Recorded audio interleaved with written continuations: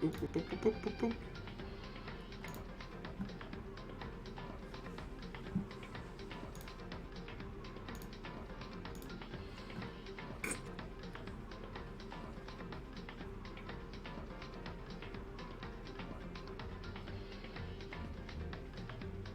I knew I was ready to do something. Come on. Starting screen, let's go. Sorry everyone, I'm not actually...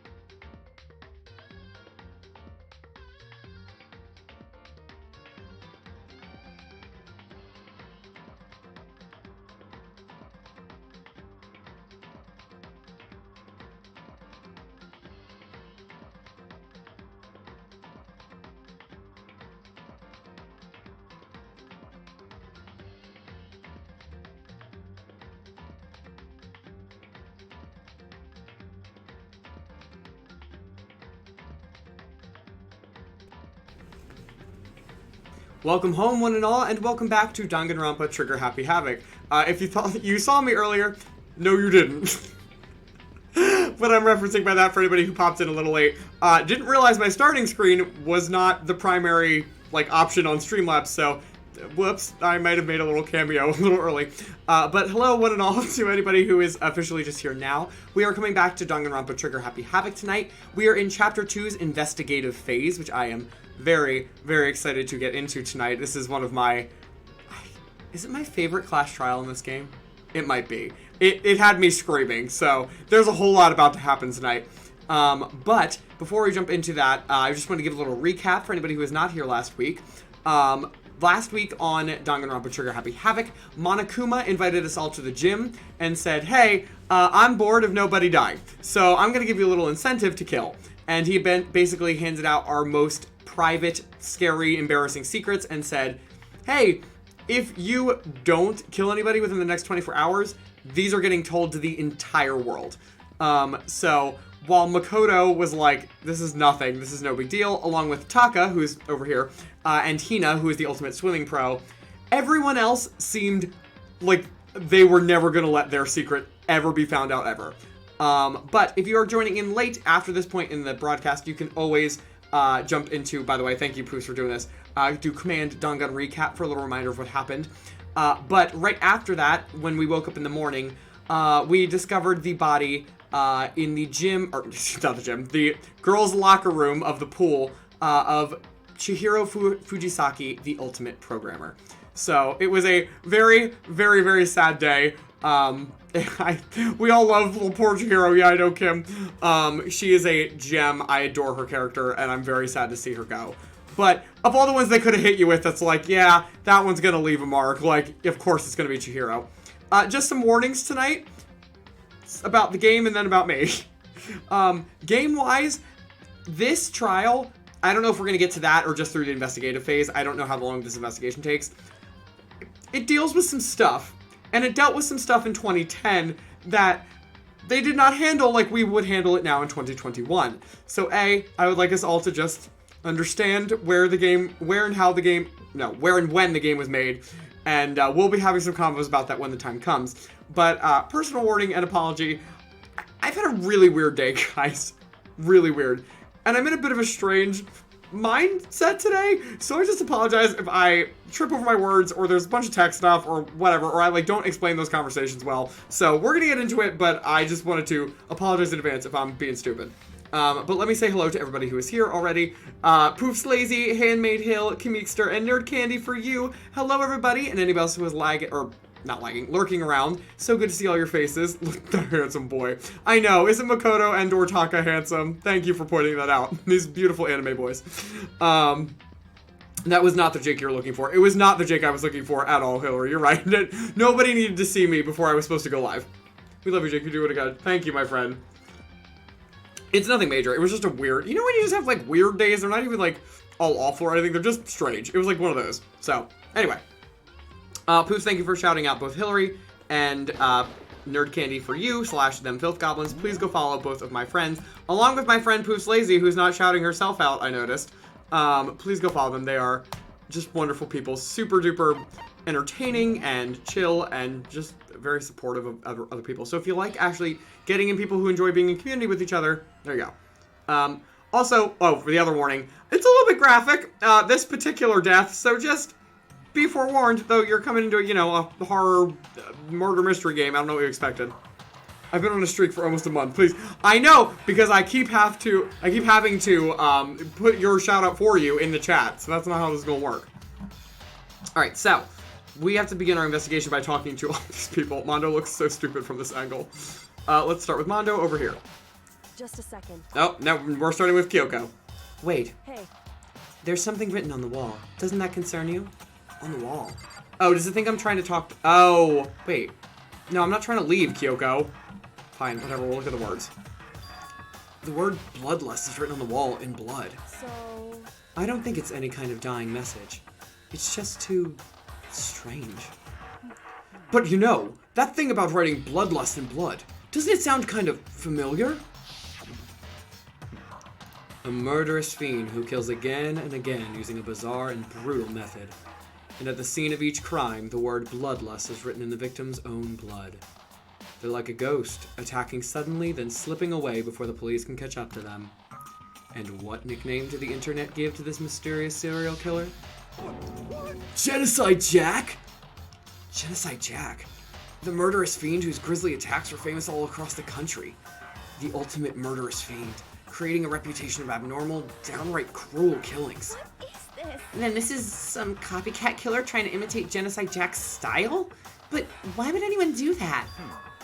Perhaps it's the work of the real Genocide Jack. The real? Wait, are you saying Genocide Jack is here in the school? No way! There's no way. But going so far as to write bloodlust at the scene, I am surprised at their stupidity. Well, I can't imagine a worse situation than dealing with a stupid murderer. Thank you, Sakura. What is it now? Toko. Hina was pointing toward the entrance to the girls' locker room. Toko was the last to arrive, and now she was just standing there. No, why? Why?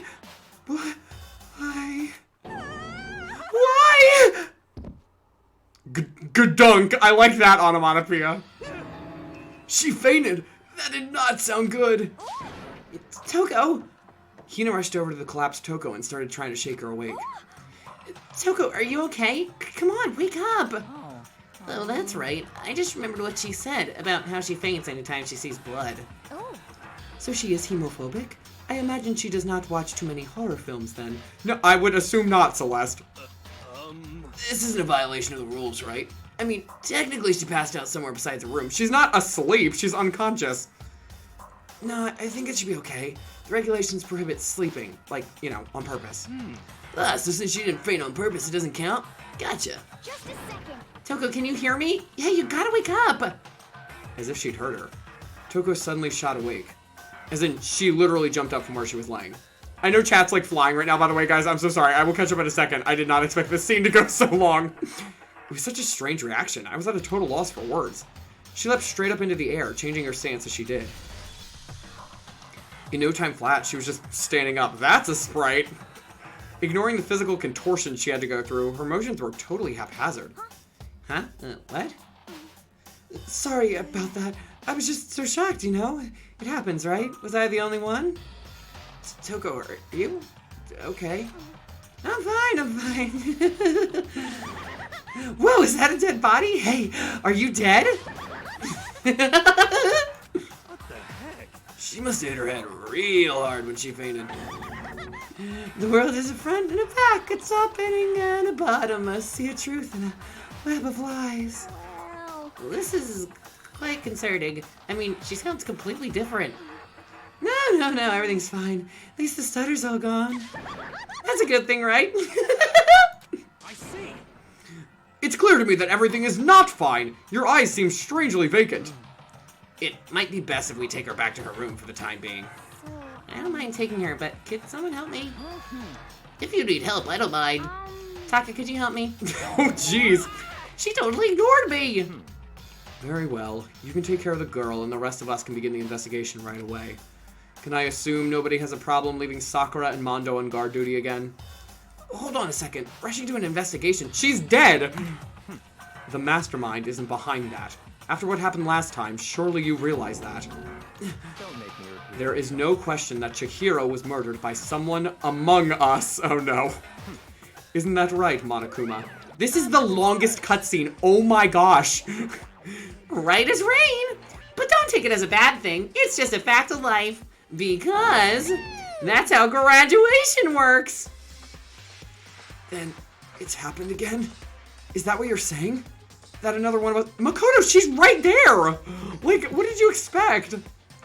Another one of us killed a fellow classmate? What, does that freak you out? You guys got no balls, you know that? Is there just nothing down there at all? Well, I'll let you pray to mine if you want. Actually, I don't have any either. Sorry! Stop talking. Stop monologuing and give us what you came here to give us. You did bring it, right? I sure did, chum. the Monokuma file. I know how much you must be looking forward to it. See ya later. So please do your very tippy-top best on this investigation. No way. Do we really gotta do another investigation? Examining the corpse of one of our friends. Having to suspect all our other friends? Why? I hate this. I can't take it anymore. I hate it too! I've had enough! I'm getting out of here! Where do you plan on going? There's nowhere to run! Such ignorance. Just accept it already. After all, blood is just a liquid. A dead body is a simple object. Jeez, Byakuya. You are very enthusiastic about all of this, are you not? Naturally. How can I not be? If we don't unmask the culprit, we all die. That's true, but to jump into it so soon... What? Do you want to die? Such ignorance. Fine, then go off and die somewhere. Right now, go ahead. You're a waste of space. Oh my gosh, Byakuya. Damn you. The body is an object? Piece of shit. Chihiro wasn't an object. Show a little respect or I'll beat some into ya. Calm down. Everyone stop bickering. Listen, there's some truth in what Byakuya said.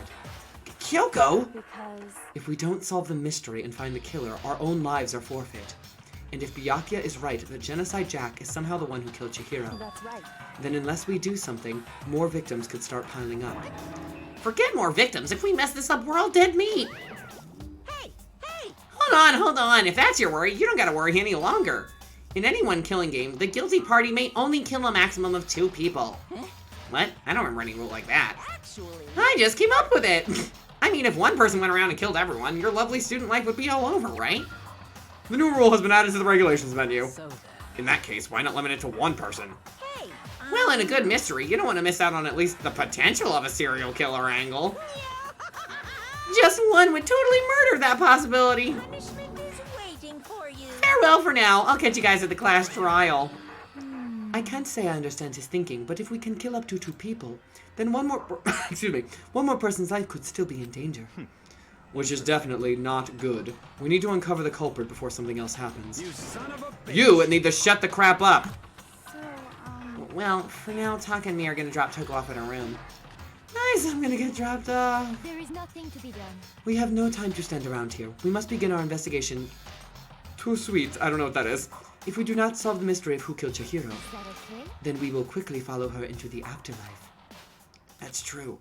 I hate this, but if I want to survive, me and everyone else, we have to do it. We don't have any other choice. Alright, after the world's longest cutscene to introduce the investigation, I am so sorry. Hello, let me say hello to everybody that popped in. Oh, it was Joshi. Hi, Joshi. Good to see you, my friend. Yes, please go follow my friend, Infiniverse UW. He is primarily doing a lot of tabletop gaming right now. He just ran a session 2 nights ago of a sci-fi tabletop game called Uncharted Worlds. He is working with the creator of that game, and they are just introducing the sequel, which is as of yet unreleased, so you get your first little sneak peeks at it. So if you're into tabletop RPGs, please go give that, go check that out. Poos, also thank you for the host, my friend. I didn't even hear that sound notification go off. And let me see anybody else who is here. I'm gonna lurk and eat, but I'm here. Joshi, thank you so much. You're totally good. Tell us what you're eating when you're done, by the way. WTF Monokuma. Monokuma saying stuff at any point in time is always like, what are you saying? The thing about his pair, that is because he looks like a tanuki and they thought that he was one earlier. He's not, but that's like a whole thing in Japanese mythology. Gurgle, hello, nice to see you. How you doing tonight? I don't know if it's night for you, but it's night for me. I can always think that Makoto thinks Chihiro was not murdered, and this was all naturally caused by the school, because they're always so surprised that the dead body is a murder victim. Like, I think it's just that continued thing, like, just like Aoi and Yasuhiro, like, they just don't want to believe that someone would kill people, except they've already seen it happen by the person that he trusted the most. So, like, maybe get with the times here, bud. First of all, I'd better check the Monokuma file to see exactly what's going on. The victim was Chihiro Fujisaki. The time of death is estimated to be around 2 a.m. The body was discovered in the girls' locker room on the 2nd floor of the school. The cause of death was a blow to the head with a blunt object. She was killed instantly. That's Makoto. That's all it says. Well, it's not like there's any point in complaining about it. No matter what, I gotta do what I gotta do. Well, we got our first truth bullet at least. Doing alright. Josh informed me that you were playing this. One of my fave series. Aw, dude, I'm so excited. Well, listen, I always say this to anybody who has come in and is not, that has played this game before. Please do not spoil anything. I have played this game before, but I wanted to share it with all of you, and I wanted to start making videos about it, so I figured get the audience interested first and then do it from there. But I am very happy to talk about this game at any point in time, because I am obsessed with this series. So, glad to find a fellow fan. Also, Poops, that quote was kind of appropriate for Monokuma, not gonna lie. Hey Makoto, do you have a second? Huh? Did you need something from me? Naturally. Of course. Life without purpose is quite dull, you know. So what did you need? I'm going to let you cooperate with me during my investigation. Oh, Byakuya's our partner on this one? Huh? What? I'm purchasing your talent. The same talent which allowed you to solve Sayaka's case. Solve? No, I just... Stop talking. You seem to have some limited use, which is why I've chosen you. You have the honor of contributing to my investigation. So, you're inviting me to come with you? You're doing it in the most arrogant way possible, though. Let's go. Now then, shall we get started? But... We need to get moving. There's no time to be standing around. I don't really know what just happened, but it looks like I'll be working with Byakuya on this one. That is, like, of all the people I could have seen working with here, he is the last one I would have expected. Shrimp and zucchini noodle bowl with a vegan basil pesto. Oh, Ash made it for you. How cute. That's so sweet. I'm assuming that it's delightful then. I have not tasted any of Ash's cooking, but I would believe it's very good. She took her time examining Chihiro's corpse. She poked and prodded, going over every inch of the lifeless body. You're a very strange woman, you know, being able to touch a dead body with absolutely no trouble. She seems to be concentrating pretty hard. It's like she can't even hear us. Okay, well, bye, Kyoko. If you have time to talk, you have time to start investigating. I was trying to talk to you about it, but whatever, punk. I use this locker room all the time. Now, it's become the site of Chihiro's death. But why was she killed in the locker room? Actually, if you think about it, she could have been killed somewhere else than carried here. She was very light, that is true. Wouldn't be hard for someone to carry her, but still. I still think she came here on her own, by choice. What makes you say that? She'd been talking a lot lately about how she wanted to get stronger. So you're saying she came here to exercise? But according to the Monokuma file, apparently she was killed around 2 in the morning. Would she really have been exercising that late? Perhaps. He and I myself are usually in the locker room during the day, so she was probably avoiding it then. Avoiding it? Although we invited her to join us more than once, she never showed up. So I can only assume she was trying to avoid us. And instead, she came to exercise in the middle of the night? However. Perhaps, but it's difficult for me to imagine she would have come alone. She did want to start exercising, but she specifically mentioned she couldn't do it by herself. She needed support from others. So you're saying she could have come in here in the middle of the night to train in secret, but that she would have also come here with someone else? It's a possibility, I think. Sakura, that's actually extremely helpful. Thank you, girl. As usual, Sakura's being legitimately helpful and of use to us. Dude had a real complex about being weak. You heard Chihiro talk about it, right? Oh, I need to get stronger. Ooh, wow, that voice didn't come out at all. Oh, Nico, hello, my friend. Good to see you. We just started our investigation. So we found out that Chihiro was killed with a blunt object, and she died instantly. And Sakura says that she had to have been with someone else that was here, because, what was it? Because she said she needed support when she was working out, but she refused to come with, any of the, like, any Sakura or Hina. People that were actually already strong, is kind of the implication. Also, how are you doing today? Everybody, how are you all doing today? I know I said I had a weird day today, but how are you all doing? What have you been up to? In this house, we stay on Sailor Muscle, as we should. Yeah, I do remember she said that more than once. Sure did, which I guess explains the trip down here. But did she really need to get stronger that badly? You already mentioned it, but she was a girl after all. Most girls aren't all that strong. I don't know, man. I haven't really thought about that stuff. You are saying most girls aren't that strong directly next to Sakura and Hina. Like, what are you talking about? Also, maybe Kyoko, we haven't seen her fight. The cause of Chihiro's complex. I can't help wondering what it might be. Sweet, we got Mondo's account as well. That wasn't super helpful, but it's Mondo, so what do you expect? I got confused looks from my family as I went on a wild search for eyeballs in my room. Wait, what does that mean? Eyeballs? Like googly eyes? Were you using them for crafting or something? Or were you making like a spooky like decoration or something? I've got the next 11 days off for vacation. Dude, that's amazing. Good for you. Oh my gosh, I am very, very glad to hear that. Do you have any big plans, or are you just going to be like, I'm sitting on my couch and doing nothing? Dude, I can't wait. I have 2 weeks off for vacation starting October 24th, so I'm less than 2 weeks away. And I plan on doing absolutely nothing. I can't, like, my body is so ready for it, it's not even funny. I'm doing great because I got to hang out with my friends on stream, and now I get to watch your stream, so woo. I know, I was so happy to see you streaming earlier. I was working, so I couldn't pay, like, too much attention, but I was shocked by the very nice killer that you found in Dead by Daylight. I doubt the killer in Danganronpa is going to be as nice to us tonight, but how did the rest of it go, my friend? You're going to Boston, that's great! Oh, Boston's really fun. I love that city. I crocheted doll eyes, but they fell out of my bag when I moved things around. Okay, that makes more sense. There's a dumbbell on the floor, and this is a bloodstain. There's a bloodstain on the dumbbell. The Monokuma file said a blow to the head with a blunt object is what killed her. Does that mean this dumbbell was actually the murder weapon? Don't imagine it could have been anything else. Well, that killer is really stupid for just leaving it here. Now I believe it's about time for us to move on. Huh, already? What? New clues won't magically appear by standing around here. We need to check every aspect of this case. That's true, but Let's go. If you're satisfied, let's hurry up and proceed. We didn't check the bloodlust writing, we didn't check that poster, we didn't check the blood splat on the ground, or Chihiro's body. What are you talking about? he's so pushy. I got caught up with the wrong person this time. Okay, I guess we're just gonna leave those. So, this is our next location. Huh? This place is related to the investigation? Hey, it's Tia. Hello, my friend. How are you doing tonight? Yes, please, everybody, if you have not been here for our last episode, feel free to use Command Dangan Recap for a refresher on what happened last episode. And if you need to know what Danganronpa is about, click Command Give Me the Gist, and that'll explain the basic premise to you. We were brutally murdered by the other killers and also betrayed each other and got ourselves killed. Oh, great. Well, that sounds fun. Tia, how you doing tonight, my friend?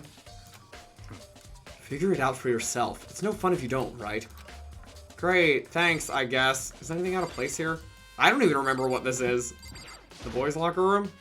That's not even the scene of the crime, idiot. The gun? Maybe this gun was used to... No, impossible. If that were true, Chihiro would be riddled with holes. No, not you. You could at least try and figure out where we should check without my help. I wasn't trying to click you. There are a bunch of shelves of different pool-related items on the shelf. Which have nothing to do with the case. Great. I don't know. Hello, I'm good. How are you doing? I am doing alright. I had a weird day today, so... Not all of it was bad weird, it was just weird, so... But I'm having fun doing this tonight, at least, so... Oh! Papa, thank you so much for gifting a tier 1 sub to... Oh, it's to Ash! Oh, that's perfect. Ash, I hope that you enjoy your gifted sub. Welcome to the party. You are officially one of our heroes. Thank you again, Papa. I really appreciate that. For those of you who don't know, K-Horror is my dad. Alright, let's see. I don't... What? Is he trying to get me to check the monitors? I don't even know there's not much in here. Surveillance camera? Even as Chihiro was being murdered, I bet the mastermind was just sitting there watching. They know what's happened, and they're still forcing us to go through with this. What is even in here to check? Oh, the Handbook Reader. There we go. If I remember right, this card reader is meant to work with our handbooks, right? What? Do you have an issue with it? If so, you should take it up with Monokuma. He said that, then quickly and sharply clasped his hands together. Did you call for me? Oh! You called for me? Has he been domesticated? That's right. It seems that Makoto has a question for you. Need something? Sure, what's up? Well, it's just about this card reader. Yep. Yes, the card readers have all been designed to interface with each of your e-handbooks. You can only enter the locker room corresponding to the gender listed in your individual handbook. And it's impossible for 2 people in a row to go through while the door's unlocked, correct? Unbelievable. If there were some sort of erotic terrorist on the prowl, the ceiling-mounted Gatling gun would initiate a Swiss cheese slaughter. And the school regulations prohibit anyone from lending someone else their handbook, correct? Of course. Correctly correct. So then, that means only girls can go in the girls' locker room and only boys can go in the boys' locker room. In other words, Chihiro's body being found in the girls' locker room means... Hey, Makoto, I can see right through you. See right through me? Oh, gee, sorry. Man, Monokuma's voice takes it out of me. Allow me to tell you what you're thinking. Since Chihiro was found in the girls' locker room, the killer must have been able to get in there. In other words, As such, the killer must be one of the girls. Did I get it right? such ignorance. Good lord, you're simple. But am I wrong? You should pay closer attention to the regulations. The answer has been in front of you the entire time. Loaning your e-handbook to another student is strictly prohibited. Does anybody catch the loophole here that Byakuya is pointing out? Oh, Poof, thank you. I was waiting. I knew as soon as I took a sip you were going to do it. Hydrate number 1. Hydrate number 2. Hydrate number 3. Thank you for the channel point redemptions, my friend. Listen, honestly, it's kind of fine when I play Danganronpa because these voices take a lot out of me. Only the act of loaning a handbook is prohibited. Borrowing someone else's is perfectly fine. I would expect nothing less from the prodigal son of the noble Takami family. So you managed to sniff out the loophole in the regulations. Stealing it, that also is a thing. Knowing you, I would bet you created it on purpose, didn't you? To add a little more excitement to things. You're treating me like a puny little appetizer instead of the main course that I am. Now then, since the dead can't actually talk, they're not people anymore. They're things. That is a horrible take. Yep. Get it? Got it? Good. Wait, hold on. You're saying there's a loophole, but in order to borrow something from someone, then that means someone would have to loan it, so, Why you? Oh, so sleepy. Just listening to you makes me want to pass out. Be more like Byakuya and get your poop together. Unbelievable. Or else I'll charge you with criminal negligence.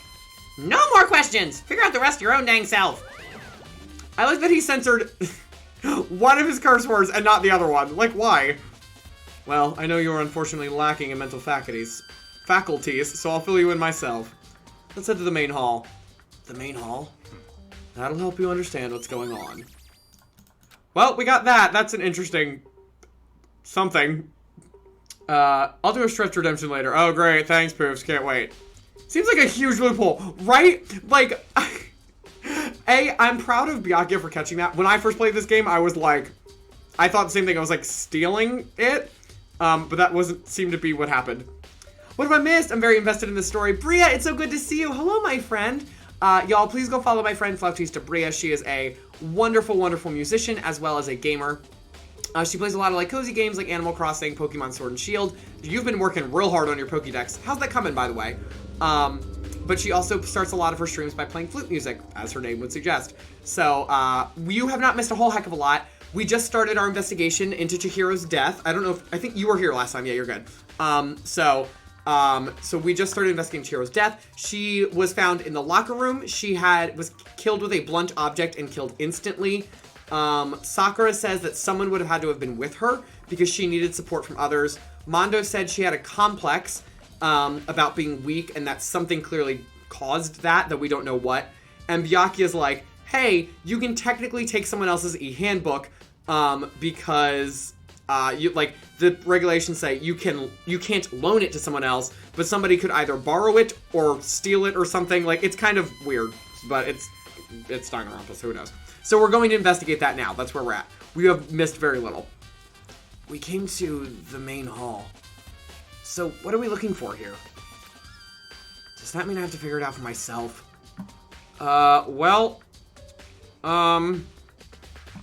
Great. Jake is rapidly trying to remember what I'm supposed to find in this game. What are you? There's a mailbox here. Could there be something inside? It's any handbook? No, wait, there's 3 of them. But what are they doing here? So you finally found them. Did you know these were here, Byakuya? I happened to find them by chance myself the other day. I mean, if there's a mailbox, I'd be looking for stuff every morning. It seems there's a system in place where the handbooks of dead students get delivered to this mailbox. So then these 3 handbooks belong to Junko, Leon, and Sayaka?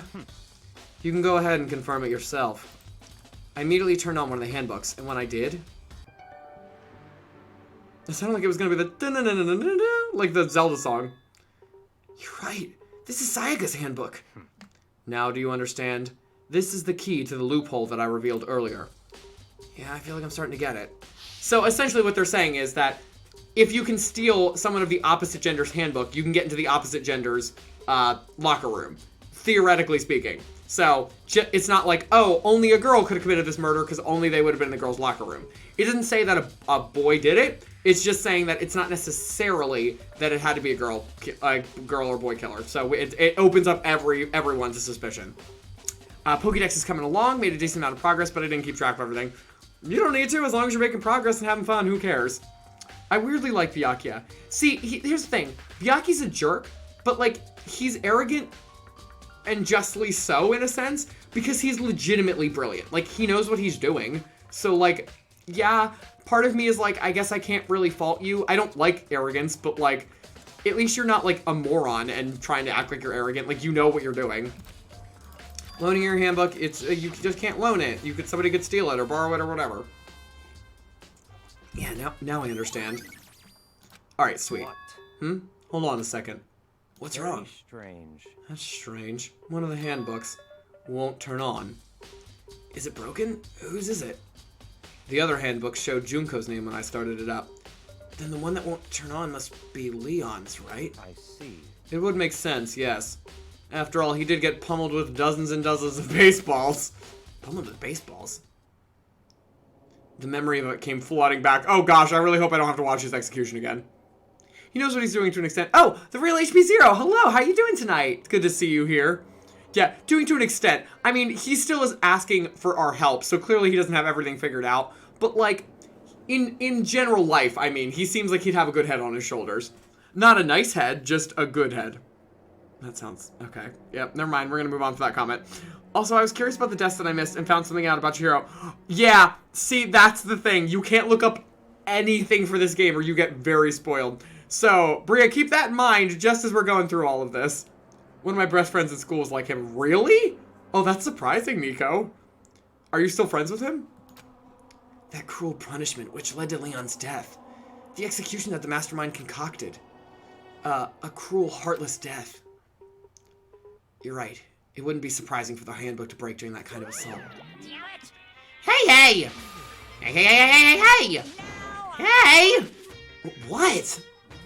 That e-handbook is essential to student life here. Crucial, integral, instrumental, a super big deal! There's no way it would break that easily. But it did. That's impossible! If I say it wouldn't break, it wouldn't frickin' break! It can withstand up to 10 tons of pressure, and it's waterproof up to 100 meters, okay? I don't care how many baseballs you hit it with, it wouldn't do crap! Oh, but even my amazing handbook does have one single weak point. It does? I can't hear you! But it's a secret! I wouldn't want you to go breaking any more handbooks. What? Then Leon must have broken it somehow without realizing what its weakness was, right? Hard to say. You know what I think? I think his handbook isn't actually broken. But you might ask, how could that be? Leaving the question hanging in the air, Monokuma disappeared, as always. What just happened? Monokuma said it's not broken, but it's an undeniable fact that it's not turning on. That's fine. Well, I don't see any connection to the case, so it doesn't matter for now. You think so? Either way, something about it still bothers me. So, hello everybody. Oh, Red, thank you. Also, hello, Red, nice to see you. Let me give a quick shout out to all my mods. Please go follow all my mods on their various social platforms. Red is a mod on our Discord as opposed to on Twitch. Poofs and Lynn, both are mod Twitch. Our Twitch mods, you know what I mean. I told you I was gonna slip over my words tonight. Oh, yes, but my jacket is a Nightmare Before Christmas jacket, actually. Hold on. So this J is not for Jake, it's for Jack Skellington. There's a little lock, shock, and barrel here. There's a little Jack Skellington patch. Is there anything on the back? I don't think so, no. But it's real cute, I like it. It's actually like the perfect fit for me too. My uncle got it for me for my birthday like a couple years ago. He was like, I hope this is your style, but I saw it and I love it and I feel like it's you. And I like screamed. I was like, you hit the nail on the head. I feel he's either testing you or he's using you as a breathing rubber duck to bounce ideas. Awesome. It might honestly be true, Kim. I don't know which one it is, but it's one of them. Life has mellowed out his hubris. Okay, well, I would hope so. That's the character development arc that we're hoping for. Oh, hi, Mr. York. Wait, I don't know what that was in reference to. I'm so sorry. I can't get over how close to Monokuma's voice you are. Thank you. I do try and practice that as much as physically possible. I love voicing Monokuma. It just is very grating on your voice. Oh, boy. Long distance friendship, though. Well, yeah, I would assume most high school friendships are at this point in our lives. No, not another shout out. Listen, it's a little bit of a different one, so lots of words. Seriously. Oh, Joshi, thank you so much for resubscribing for 8 months. It has been so long. That is crazy to think about. But welcome back to the party. You are reinstated as one of our heroes, and I'm always happy to have you here. Let's see. How's Jake doing today? Oh, Red, I said I had such a strange day. I'll fill you in on it later. It was a whole thing. So this is making me a lot happier. So we're all good. Oh my gosh, that's such a you jacket, right? It really is. But it can be for Jake if you wanted to. Mod Twitches. Listen, it's just my words tonight. They're just gonna be a whole hot mess. I apologize for them in advance. What NBC merch don't you own? I don't know, but here's the thing. I don't buy any of my own merch. People buy NBC stuff for me all of the time. And by NBC, I mean Nightmare Before Christmas, not NBC like the news station. Just all of the time. Oh, get out of here, Bruce. Don't add, quote, mod Twitches. Oh my gosh. I'm just having places to bother people. Oh, okay. Well, it is lovely to see you all. Yes. Oh, get the tea ready, Red. It's a whole thing. Okay, then. This should be enough to get things rolling. Let's begin our investigation in earnest and track down the... Have we not been investigating in earnest? Excuse me? Oh, Red, I'm sorry. I feel like a lot of people had weird days today. Is everybody else doing all right? How's everybody's days going that didn't tell me already? I hope everybody's doing okay. If not, I hope that you have snacks. I have a little mini pint of mint chocolate chip ice cream in the freezer. And let me tell you, that's probably all getting eaten after this. To be exact, not quite. Huh? Not quite? Mr. York, your voice is always the ASMR voice. For anybody who doesn't know Mr. York, he's another streamer on this site.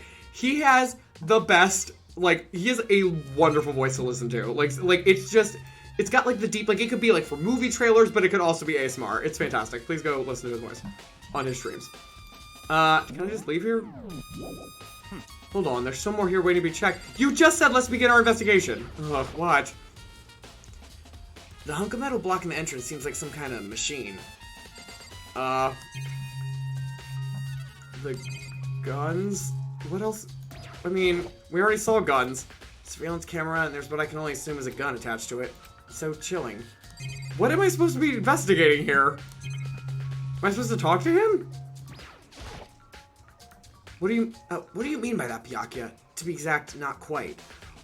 Why did we have a separate conversation for this? We were in the conversation with him. Certainly I want to reveal Chihiro's killer, but more precisely, I want to discover the true identity of Genocide Jack. Then, you really think... You truly believe Genocide Jack is the one that killed Chihiro? Don't make me repeat. Absolutely. I have no doubt that Genocide Jack is the culprit in this case.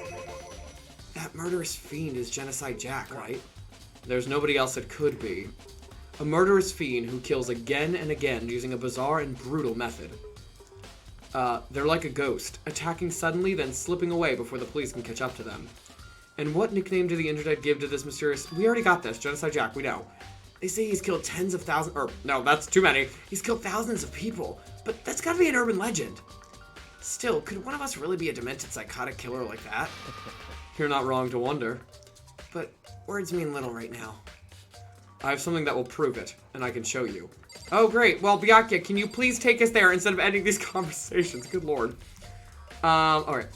I am pained. Oh no, Nico, why? What happened? Like, physical or emotional? Or mental? My day was exhausting, but good. Oh, good exhausting. Well, okay, that's fine. What were you up to? Better now that work is done. I would hope so. Weird, but good. Okay, another weird person. Or, a person with a weird day. But at least yours was good weird. Oh, you're in my VC. Listen, if you want to get in, you want to hear Mr. York's beautiful voice, there you go. Hop in the VC. I just ate breakfast for dinner. Ooh, Poos, what'd you eat? I hardly stream on Twitch anyway. Oh, I know, but like even still. More so uploading on YouTube. Oh, well then there you go. Go follow Mr. York on YouTube. What do you upload on YouTube? I didn't know that. I also had breakfast for dinner. Wow, okay, I missed this trend. I had Indian food for dinner, and it was not good. It took me an hour to get there. Guys, I had the weirdest trip. Before I get onto this, I gotta tell this. So, my dad and I ordered Indian today because we are so bored of all the food we've been eating for like 2 years. That's, you know, a block around us. And so we're like, you know what? There's an Indian restaurant around here that we love and we haven't gone in a while. Let's go get it. So we realize we're going the wrong way not the wrong way, but to the wrong restaurant that's like, if the restaurants are like here, we went here instead of here. So we turned around, went the other way. The place to the restaurant is blockaded by a police barricade. Great. So we went around that, got to the place where the store was, and the store had moved. And we didn't know where it was. So then we busted out the GPS, drove up to where the store supposedly was, and there was nothing there. There was a bunch of other restaurants and not the Indian restaurant we got food from. So then my dad just got out of the car and started walking around looking for it. He eventually found it and then comes back like 10 minutes later without our food. And I was like, we're like half an hour late to get our food. Like why don't you have it? And he is like, hold on. So he pulls us back around. It's in the back of like this like another like official governmental building, and the entire front section of it was closed down and locked up. So you couldn't even like get into it. They just had like a takeout like counter window area or something that you could access from the back of it. And so we finally got there, and my dad was like, hey, where's our food? And they're like, oh yeah, it's not ready yet. And the owner of the store was like, his order was supposed to be done 15 minutes ago. You didn't even... She's like, where is it? And they're like, we're getting it now. They had never started our food. So then we waited another, like, 10 minutes. We got home, and it was like... My mom was like, where have you been? You've been gone for, like, an hour. We're like, I don't want to talk about it. And then we ate our food, and it was so tough. And we were like, okay, you know what? We're strike 3, we're out. So... That was like one of the weird things that happened today, but I was like texting my grandmother because I was supposed to help her. She lives next door to us, and I was supposed to help her carry in some groceries, and I was like, I am so sorry because I've been out here for an hour and we can't find this place. And she's like, where the heck did it go? And I was like, I have no idea. So it was a whole shebang today. Actually doing pretty good today. Great, Hill, I'm so happy to hear that.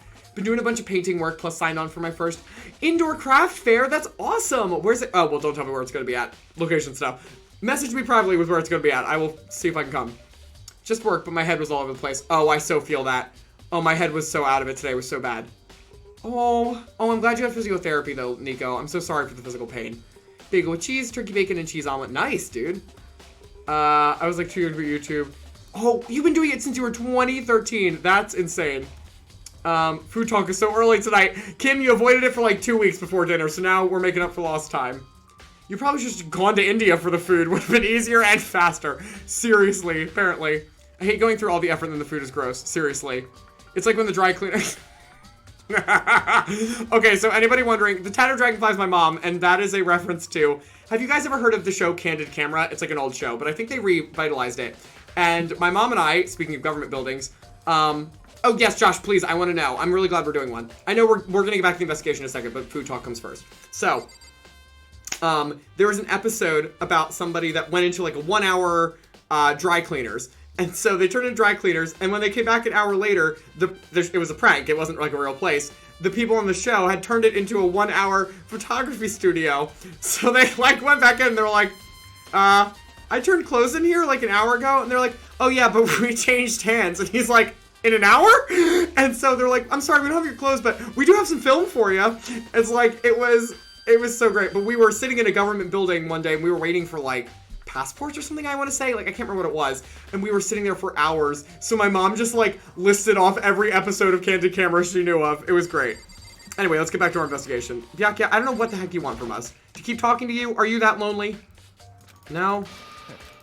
Okay. Don't make Oh, there's another branching path of this combo. Okay. Now I have a basis to believe that. I assure you, Genocide Jack is one of us. Is there really proof? There's somewhere I'd like to take you. This will provide all the evidence you need. all clear now. Evidence that Genocide Jack is the one that killed Chihiro. Evidence? Does something like that really?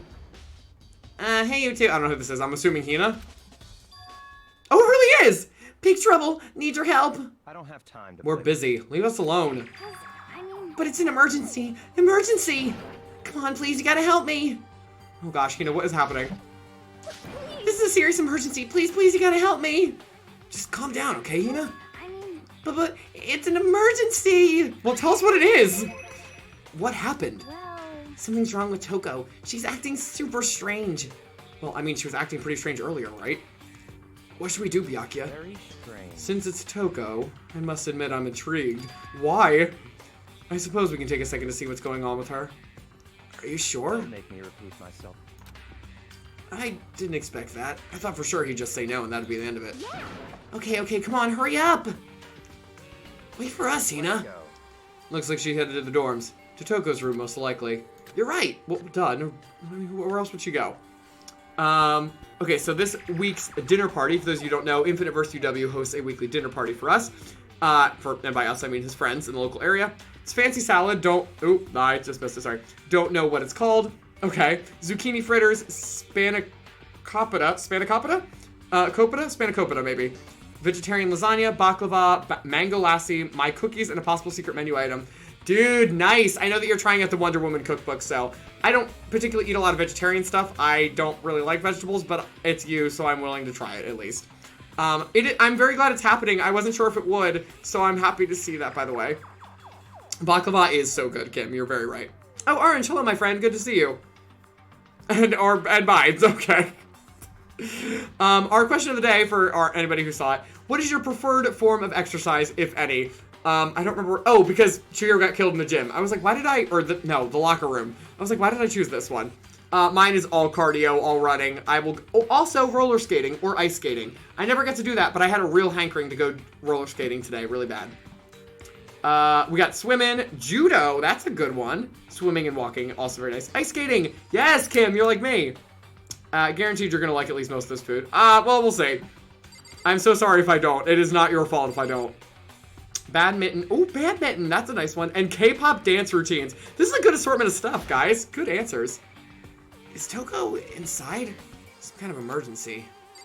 I know, I want to go in. Can I talk to Hina? You guys are too slow. I think you're just too fast. So, what's this emergency? Well, after what happened in the girls' locker room, we left Toko in a room so she could lay down. After a while, we came back to check on her. You know, see how she was doing. But when we did, it was weird. She refused to come out. She kept saying all this weird stuff. Weird stuff. That's fine. We should try talking to her ourselves. Yeah, good idea. I know, that's what I wanted to do, morons. Oh, dancing! Bria, I didn't think I knew that you danced. What kind of dance do you do? Hip-hop, jazz, ballet? What else is there? I don't know, whatever, you'll tell me. Stairmaster! I need to do more Stairmaster stuff. I don't have a gym membership anymore, I have a treadmill at home, so.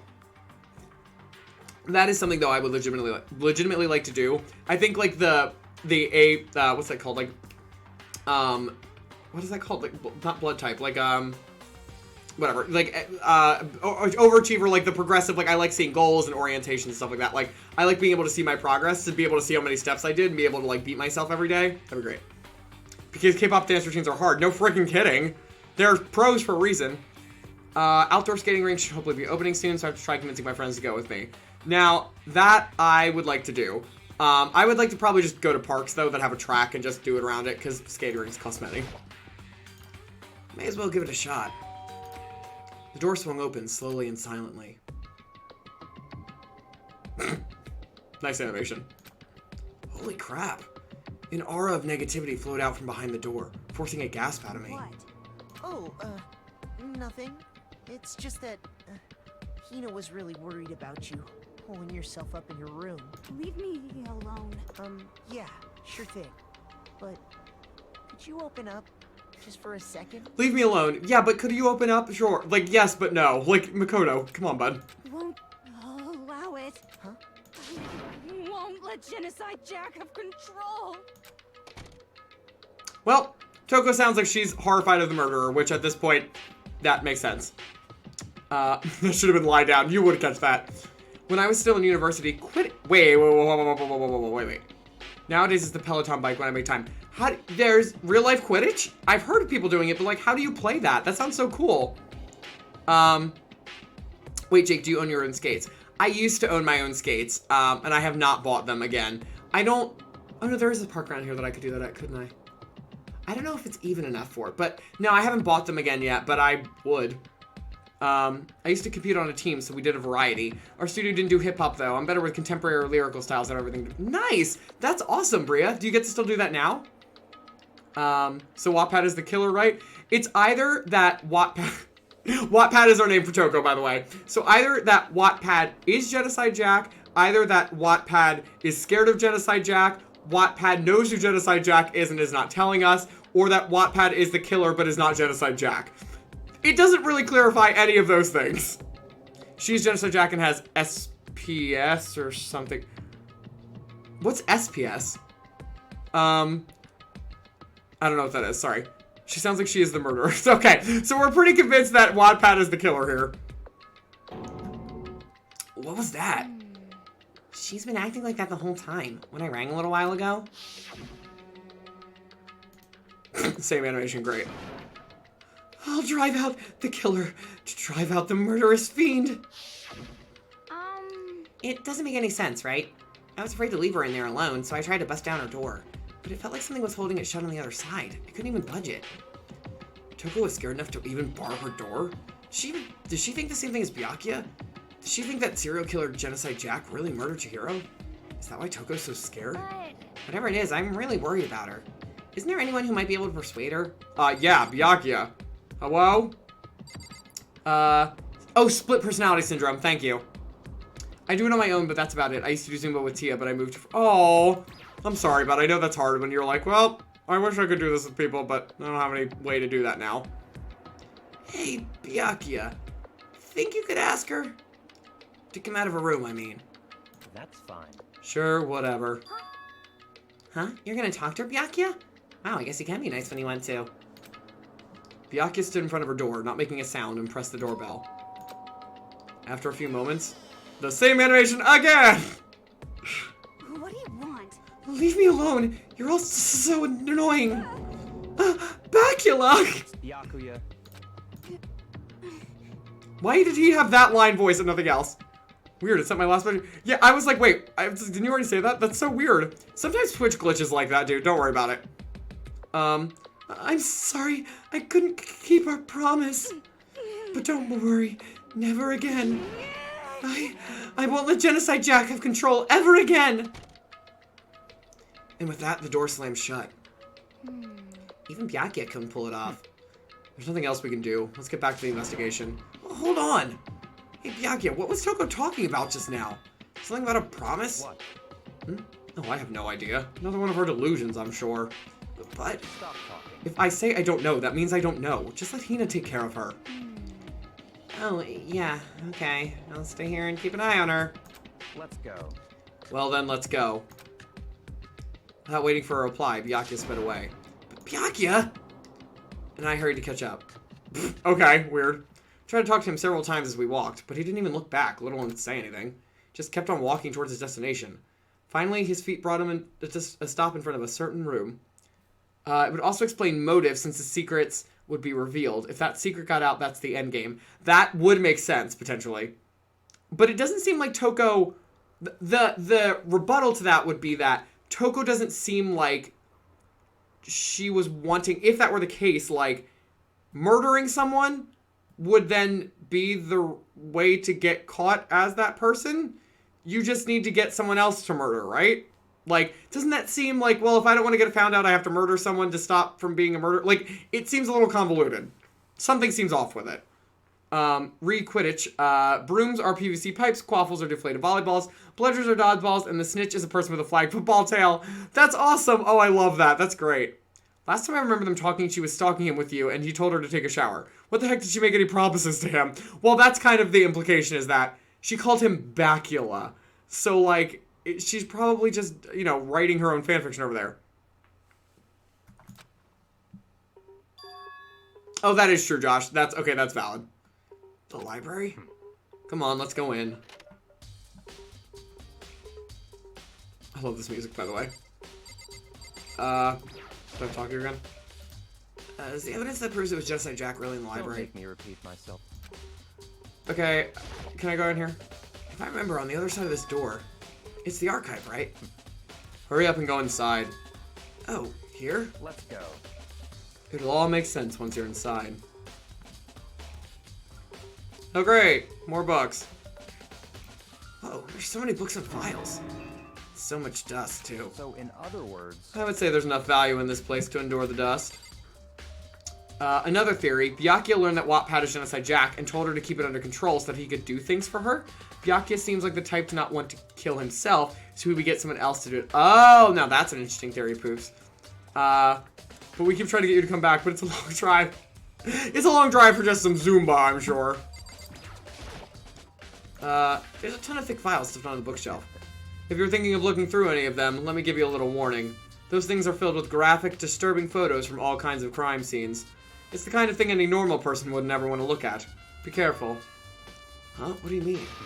All those files are investigation reports related to different cold cases. Those are internal documents for police eyes only. They're not the kind of thing you'd expect to leak. Oh? Great! Love that.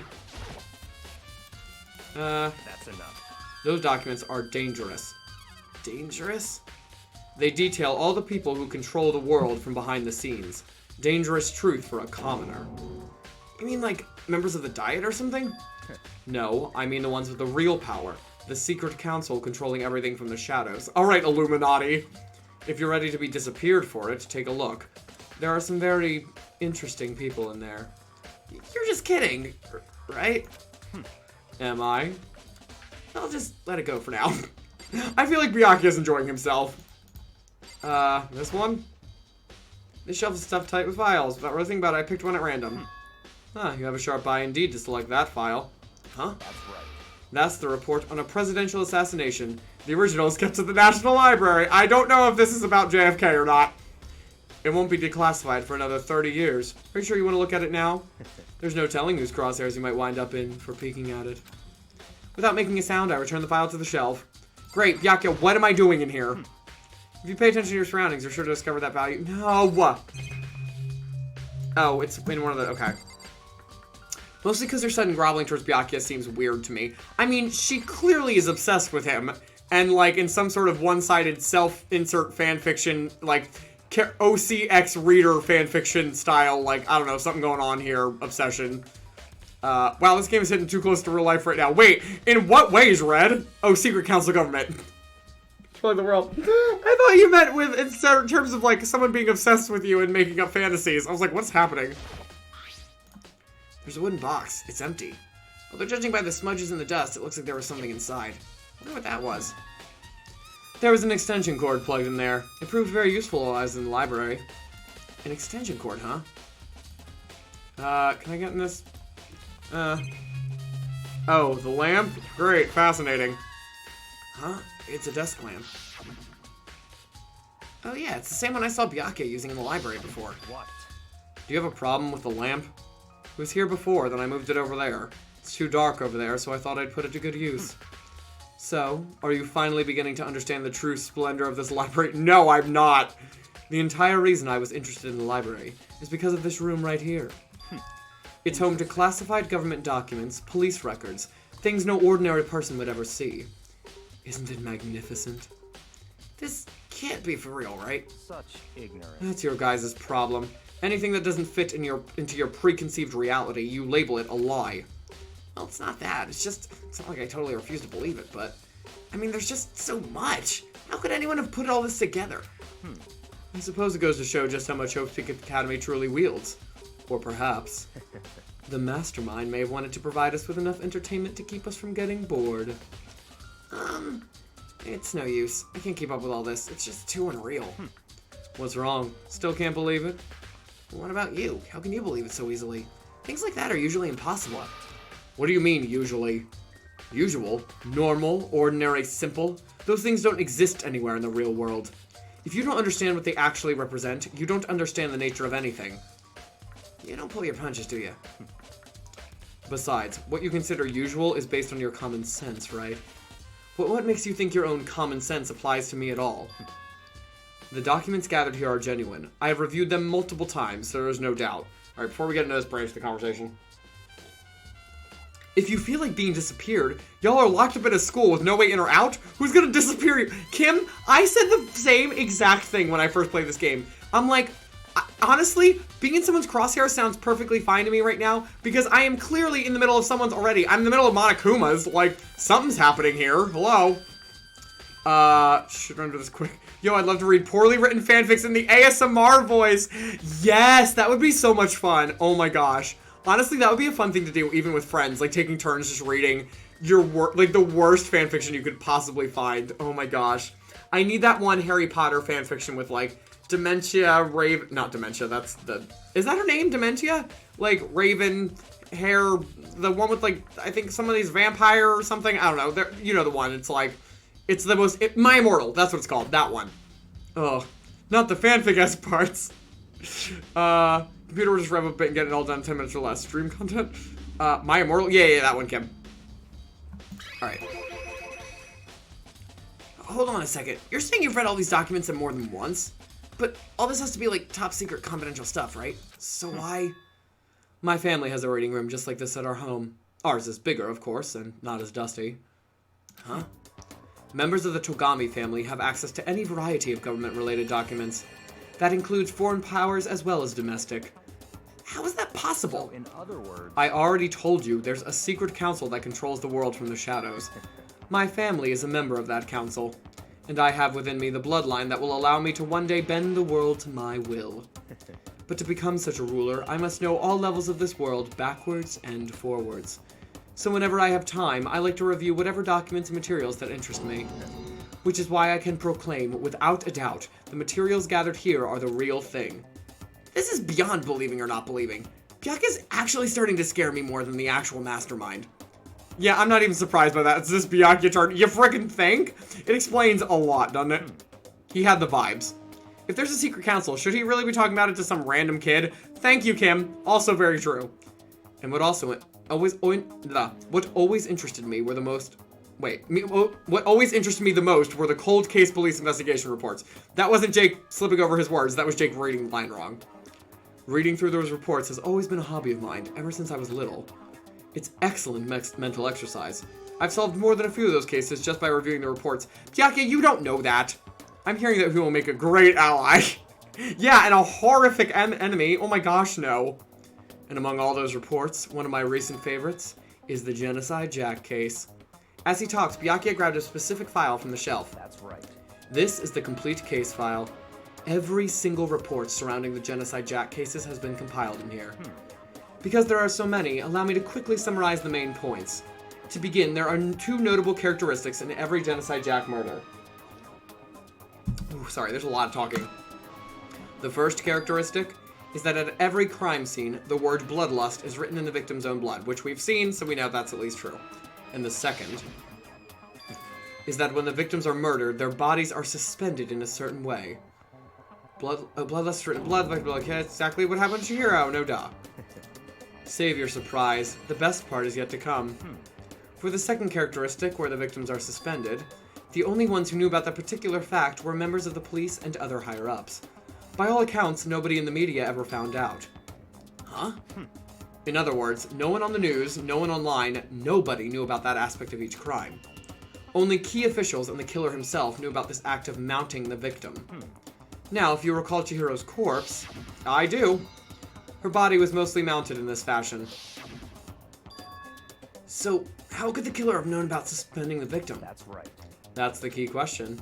But in fact, the answer is quite simple. In other The words, culprit isn't a copycat killer. It's the real Genocide Jack. in other words, That right there is the evidence that Genocide Jack has hidden himself among the rest of us. Then Genocide Jack really is. Such a brutal, fiendish killer really is walking around among us? Again, among us. Things are really starting to get interesting, aren't they? I never imagined a killer with such a reputation would ever become a part of our little game. Now, don't you think it would be good for you to take a look at what I've already seen? You might just manage to ferret out a clue or two. such ignorance. If you get down on your knees and beg, I might even show you myself. That's a line. Wow, hi, Byakuya. Phrasing. Byakuya's into true crime. Maybe we could be friends. That's debatable. Oh, Miss York, thank you for the hydrate redemption. I normally only get those from Poofs. I do need to keep up on that tonight. My gosh. Okay. I think he said this one, right? Yeah, I know. Where is the... Wait, where's the Genocide Jack one? No, I just looked at that. I was trying to not look at that. Do I talk to him again? Oh, could you let me see it? That's fine. Well, you didn't beg, but I guess it's okay this time. Or someone else read that report in this room. Right, Ash, that's the other option. But Byakuya has been guarding this entrance supposedly the whole time. Which means really nothing, because you could just come in at night when he's not here. Clearly, at least, not Celeste, what's her name? Chihiro. I was like, what's the other one with a C? She clearly was out at night anyway, so, I mean, oh my gosh, go away, virus and threat protection. Sorry. I was getting a pop-up. You're very correct, Ash, thank you. If there is a way to get past Byakuya, which I would assume he had to go to bed at some point, so...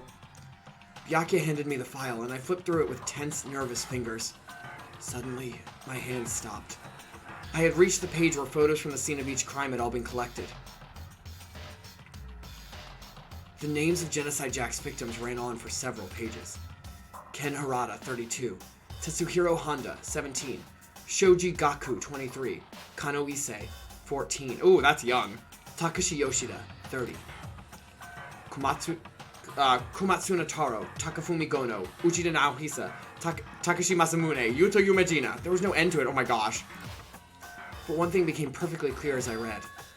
All of the killer's victims were killed and suspended in exactly the same way. And at the scene of every murder, the word bloodlust was left in the victim's own blood.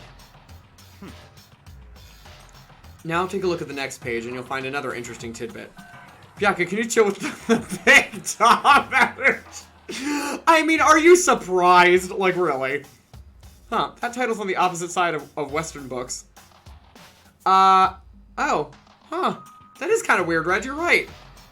Because it would be... Oh, no, well, this is a Japanese game. They translated it, right? So if it's an Eastern book, then they just translated the text but didn't flip it to the other side of the book. Oh, I haven't seen our character's face yet. Yeah, that is Makoto. We don't see him a lot. The next page... There it is again. Look at that. You get a double feature. Profiling results. All of the crimes took place either on weekdays at night or during holidays, either day or night. I have, no idea if it's a weekday or a holiday right now. The most common time for the killings to take place was on holidays in the afternoon. Based on these facts, it could be suggested that the suspect may be a student. Evidence suggests that the suspect lingered at the scene, but when they did leave, they were in a panic. Because an eyewitness has never come forward, it's unlikely that there was any external reason for this. This confused behavior suggests that the suspect may potentially suffer from dissociative identity disorder. So, in other words, The key point here is that the culprit may well have a split personality. A split personality? Like the kind of thing you see on TV? So I'm part of another totally unbelievable story.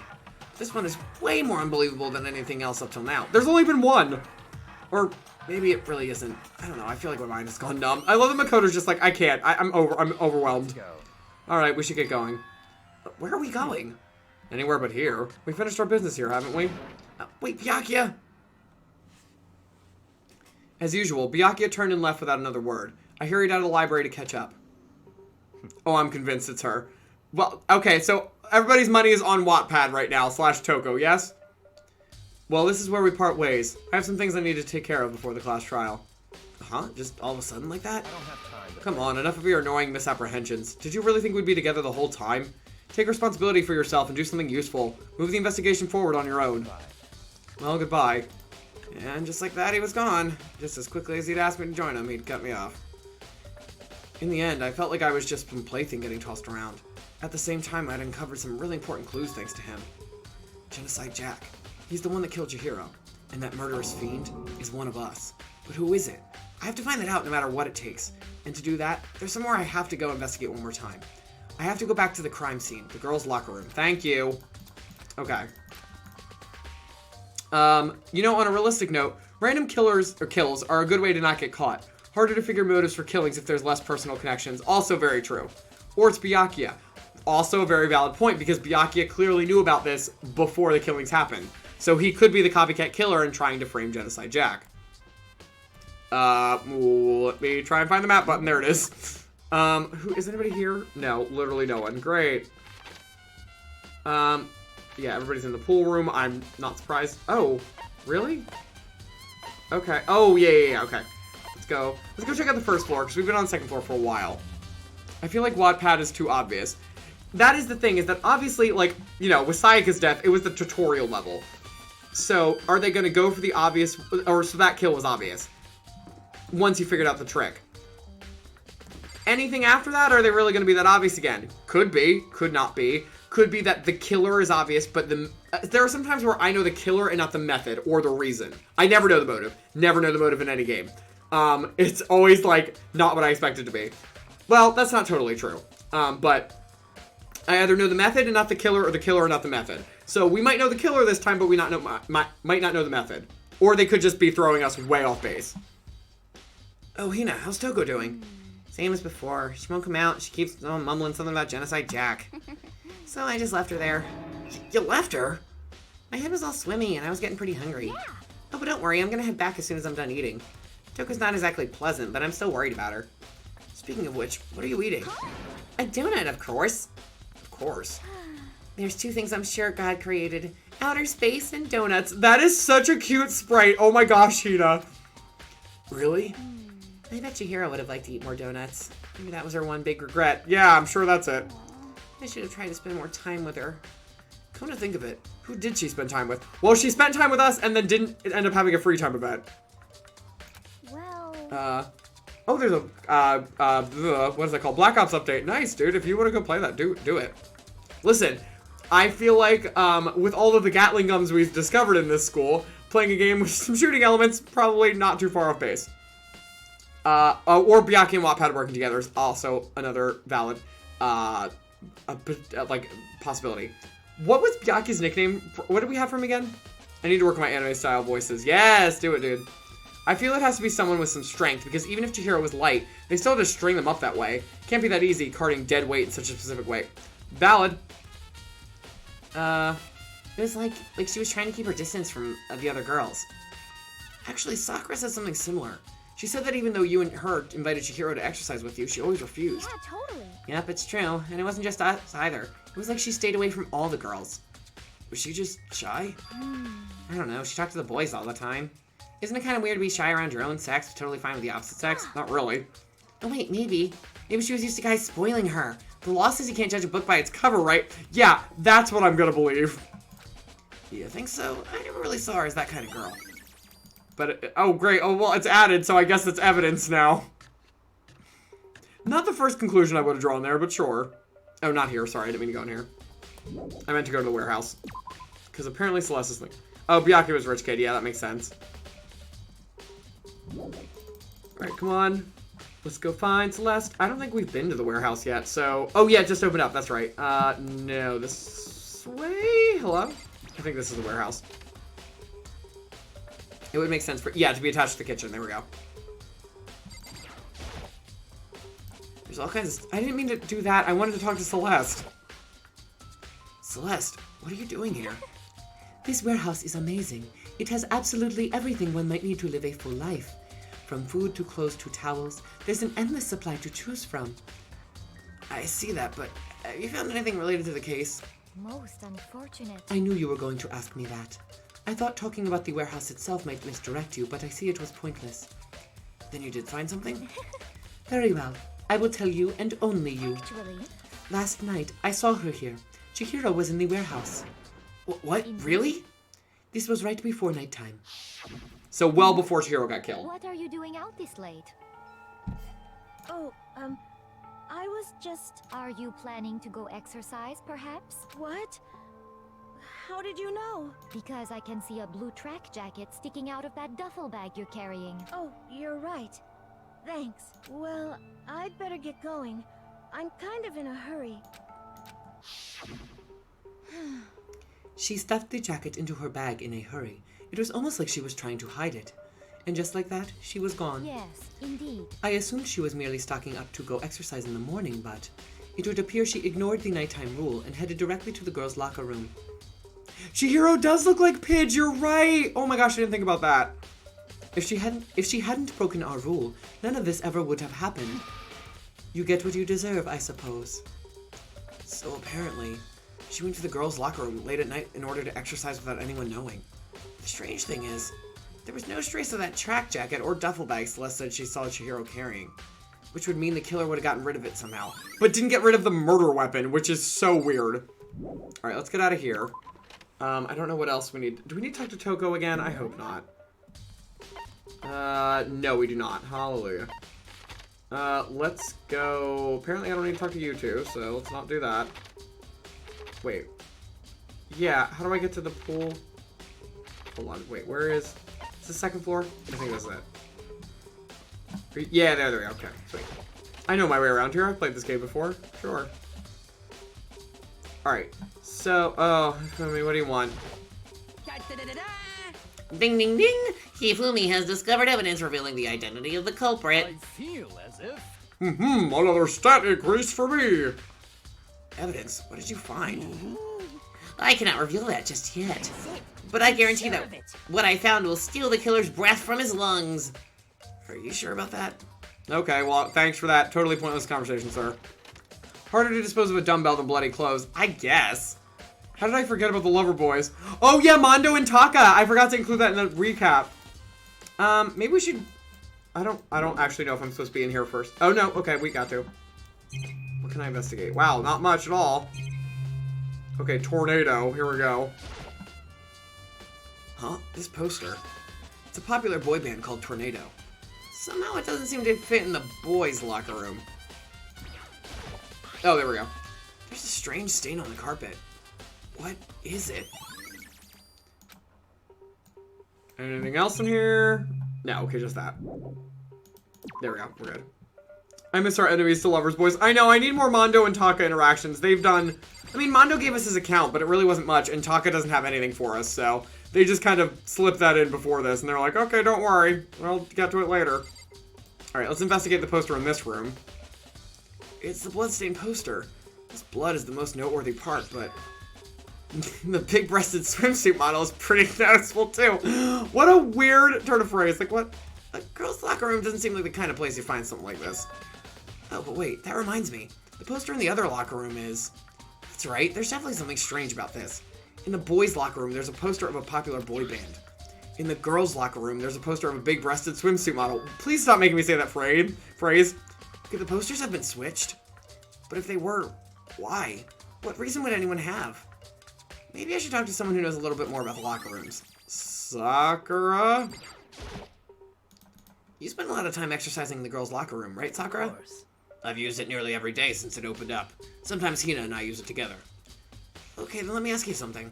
Do you think the posters in the boys and girls locker room could have gotten switched? I'm sorry. Sorry, I can't really say. I never really paid any attention to the posters.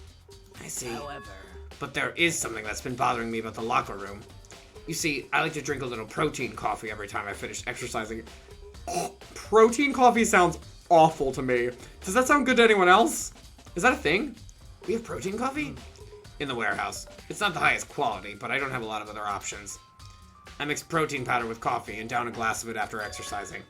Anyway, the other day, I spilled some on the carpet in the girls' locker room, and it left a stain. A stain? But I don't see any stain on the carpet now. of course. Exactly. I noticed it earlier. The stain has disappeared.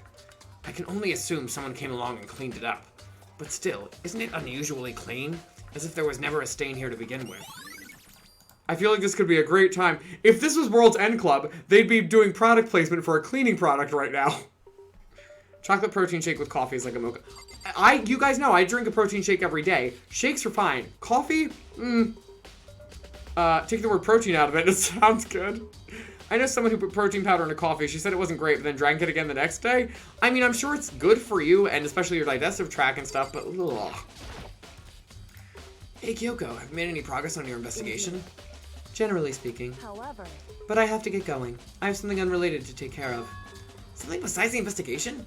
What is it? well, Nothing you need to worry about. Just concentrate on the murder. But so then, Before I go, let me give you one piece of advice. You should examine Chihiro's body one more time. Thoroughly. Also, her handbook is missing. You might want to determine its whereabouts. goodbye. That's it. I'll be praying for your success. With that, Kyoko turned and left the girls' locker room. guess I'll take another look at the body then. And Chihiro's handbook is missing? That's definitely worth worrying about. I don't remember where that is, to be honest. Kyoko said I should examine the body one more time. I know she said thoroughly, but I do have my limits. Well, I better give it a shot anyway. Let's see. Chihiro's hands are bound with what looks like some kind of rope. The rope was used to prop her up in a kind of crucifix position. Huh? This rope has a plug? Wait, so then this isn't a rope at all. But the more I think about it, the more that's not the only thing that concerns me. Chihiro's fatal injury was the blow to the head, which means someone struck her in the head in order to kill her. That's right, there's the issue of her being suspended in the fatal blow. At first, I didn't see any reason to think too much about either of them. But seeing them again after looking through the Genocide Jack file, something's not quite right. What does this all mean? Status of the dead body has been added to the truth bullet section of your handbook. Well, the one thing most likely to tie all these mysteries together Really tie, because she's tied up. is the true nature of the rope that was used to suspend Chihiro. And to figure that out, there's a certain place I need to revisit. Why? Why could they not just put this together for us? I know what it is. This isn't even like, Jake figured this out in the first 5 seconds, not even, 2 milliseconds of seeing this in his first playthrough. It's the electrical cord from the archive. It's been missing in the box. We know it's there. It's not a rope. Ropes don't have plugs. Like, come on. Do I have to look at the dumbbell again? No. Mondo, do you have anything else for us? No, same thing. Okay. And yes, the lack of scissors is also notable. So let's go back to the library real quick. No, Taka, I really don't want to talk to you. Oh, do I have to leave through this way? Whatever. And then we will go, back here. I don't actually know if there's anything else for us to investigate after that. Alright, library, where you at? Wow, he has really loud footsteps.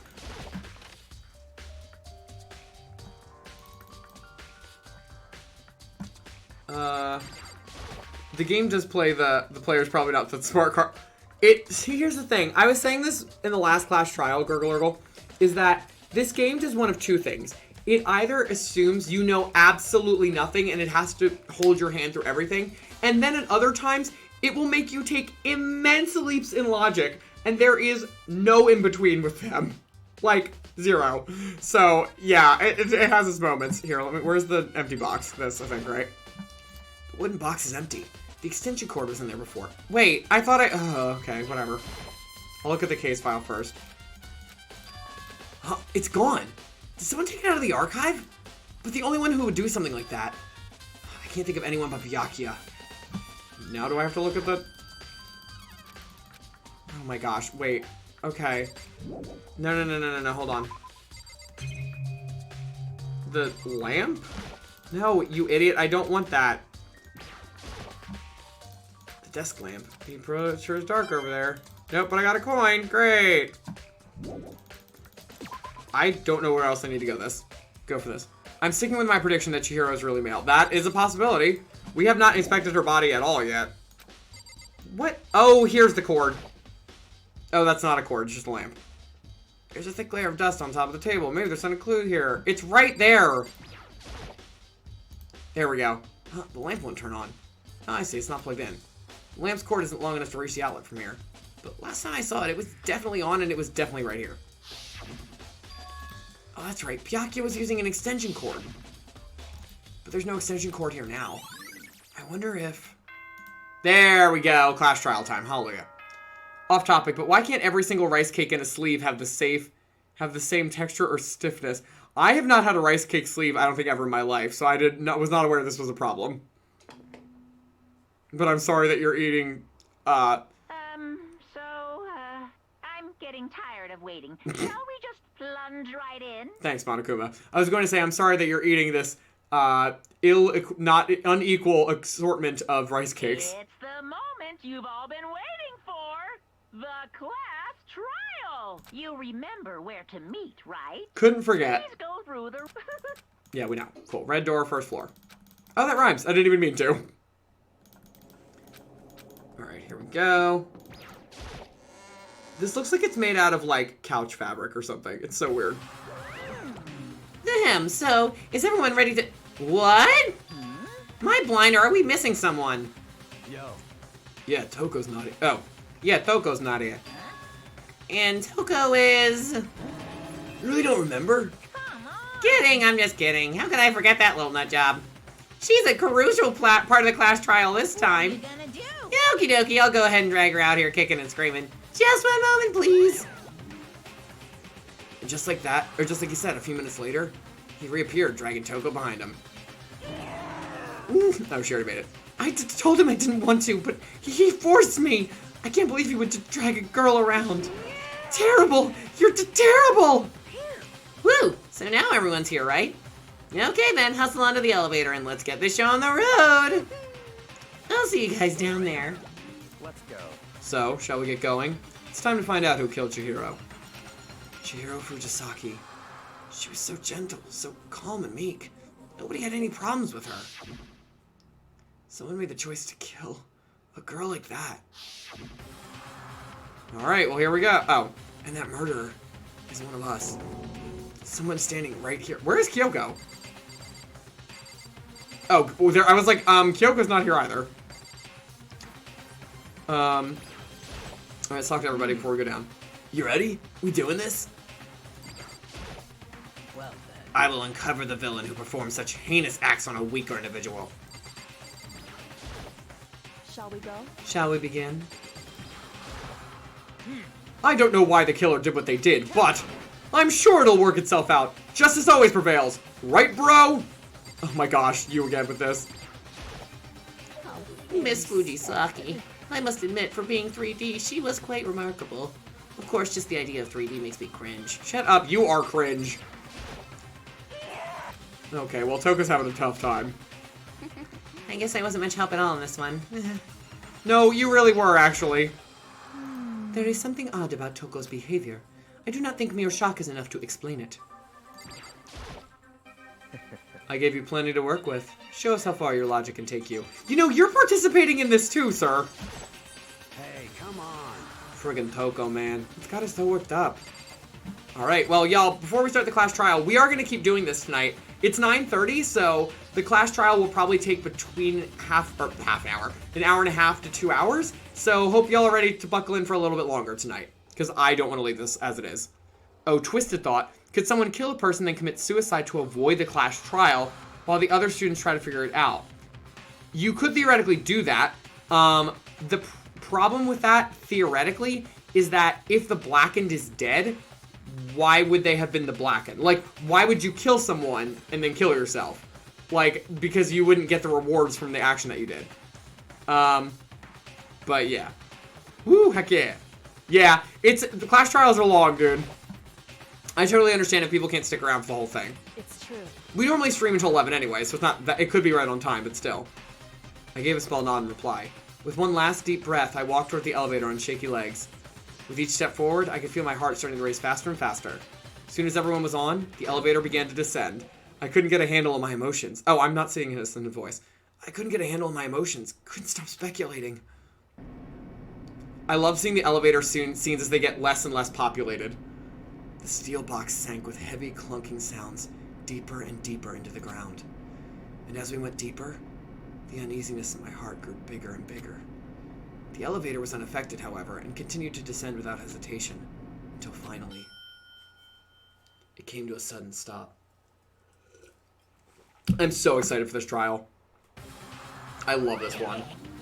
What do you think? I redecorated. Isn't it so fresh? Isn't it so exciting? Don't waste our time with stupid questions. Let's get this over with. Good, good. You're rip-raring to go. Gotta say, I don't hate it. Not at all. Well, Okay then, let's get this show on the road. thrills, chills, kills! Everyone, please find your assigned seats. Okay, good. I don't have to do any more voice acting tonight. I'm so excited, except for a little bit of Makoto.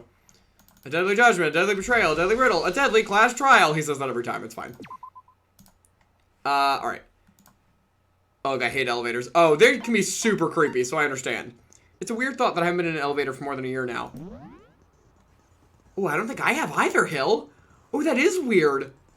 Okay, so for the last class trial, for anybody who wasn't here, I got screwed out of using a skill because I saved on this screen, and when I reloaded, it just skipped to the class trial. So that sucked. So we're gonna do that now. Influence gauge increase, that's fine. Yeah. Increase damage to the opponent when a statement is destroyed. Eh. Oh, is that it? Oh, well then I can equip all these, that's fine. Robot Jock, weird name. And Melodious Voice, great. That was easy. I haven't seen a trial yet. Oh, Bria, you're in for a treat. Alright, so let's review our truth bullets really quick before we start. So we know that the Monokuma file said that the time of death is at 2 a.m., the body was in the girl's locker room on the second floor, and the cause of death was a blow to the head with a blunt object. She died instantly. Sakura's account says that Chihiro wanted to get stronger, but she needed support to do so, and always turned down the girl's requests to help her do that. There's a dumbbell on the locker room floor covered in blood. Everyone assumes it's a murder weapon. Mondo said that Chihiro had, like, a desperate need to get stronger and wouldn't talk to anyone about it. And she admired strength more than anything else.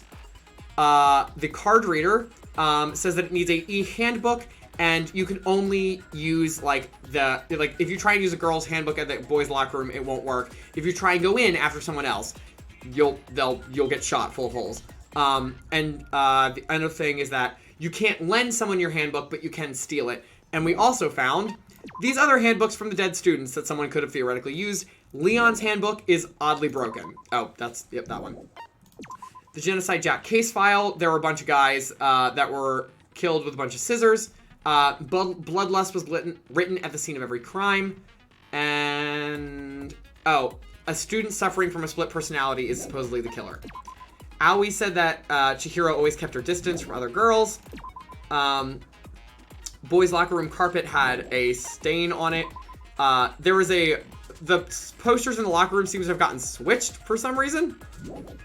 Chihiro's e-handbook was not found on her corpse, and we have not seen it. I genuinely don't remember where it is. That will be something that surprises me in this case. Poofs, thanks for banning all the bots. Chihiro's body was suspended with an extension cord. The stain is not on the floor in the girls' locker room, like she said it should be, because Sakura spilled protein coffee on it.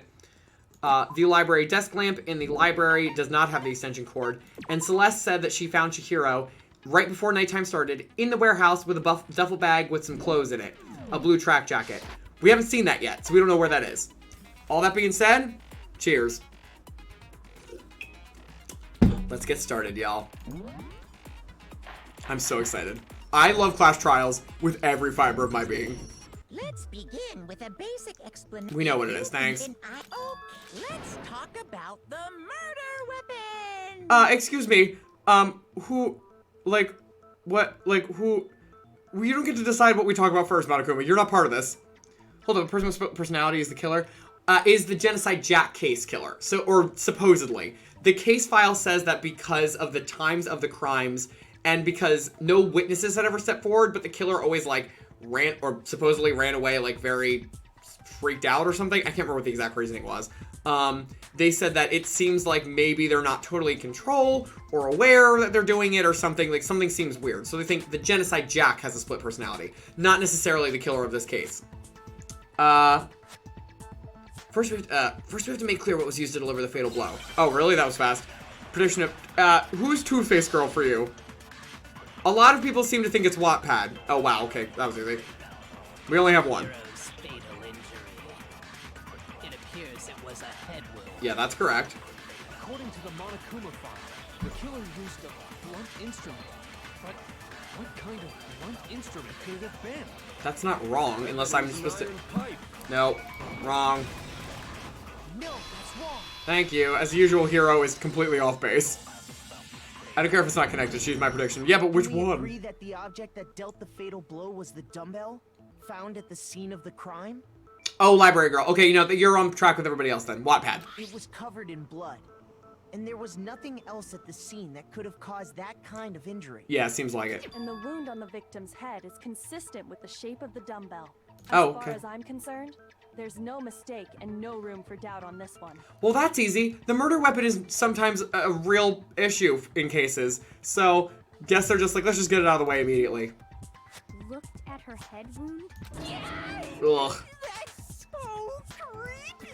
Like, a dumbbell would... Oh, I can't talk about it. Gross. Don't mind. I will proceed from here.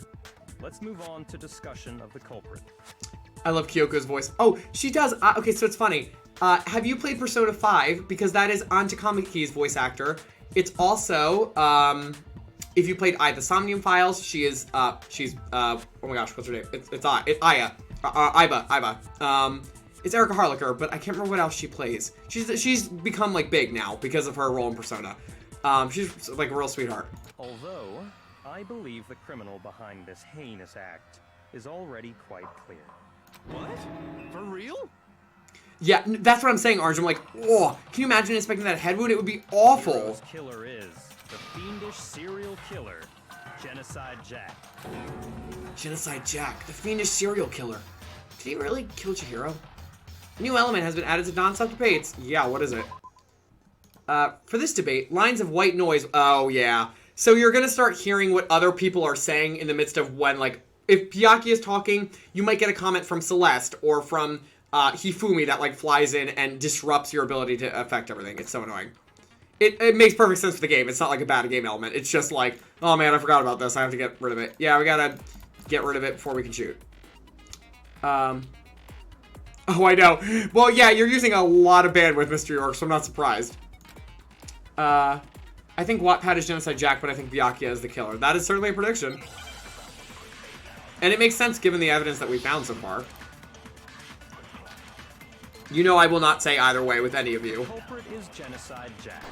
I'm sure of it. Case closed, as far as I'm concerned. But that's impossible. Why? What makes it impossible? Well, I mean, come on. There's just no proof for it. That's not true. Sorry, honey. No, that's wrong. Yes, Nico, join my theory club. Oh, please, absolutely, everybody. Oh, Kim, I'm sorry. Don't worry, this is the beginning, so you won't miss that much. And we'll tell you what you missed. Could be involved. What? I found this file while I was looking around the archive in the library. I guess it's some kind of confidential file the police put together about the Genocide Jack case. Yeah, except we don't have it. What? That's kind of weird as shit, isn't it? What was something like that doing in the library? Right, Mondo? Why of it is probably more trouble than it's worth. So let's forget about that for now. Oh, yeah. Oh, you're trying to play online? Oh, that's not happening, bud. Not when you're watching a stream and uploading a video.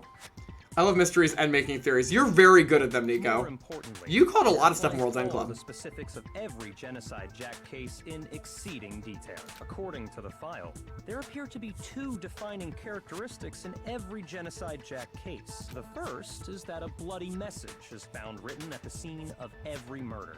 Oh, that's right. Boob lust. No, you moron. No. It's actually bloodlust. Thanks, Tina. But more important is the other characteristic, and it's something that has never been made public. Never made public? What the hell is it? Why don't you tell them, Makoto?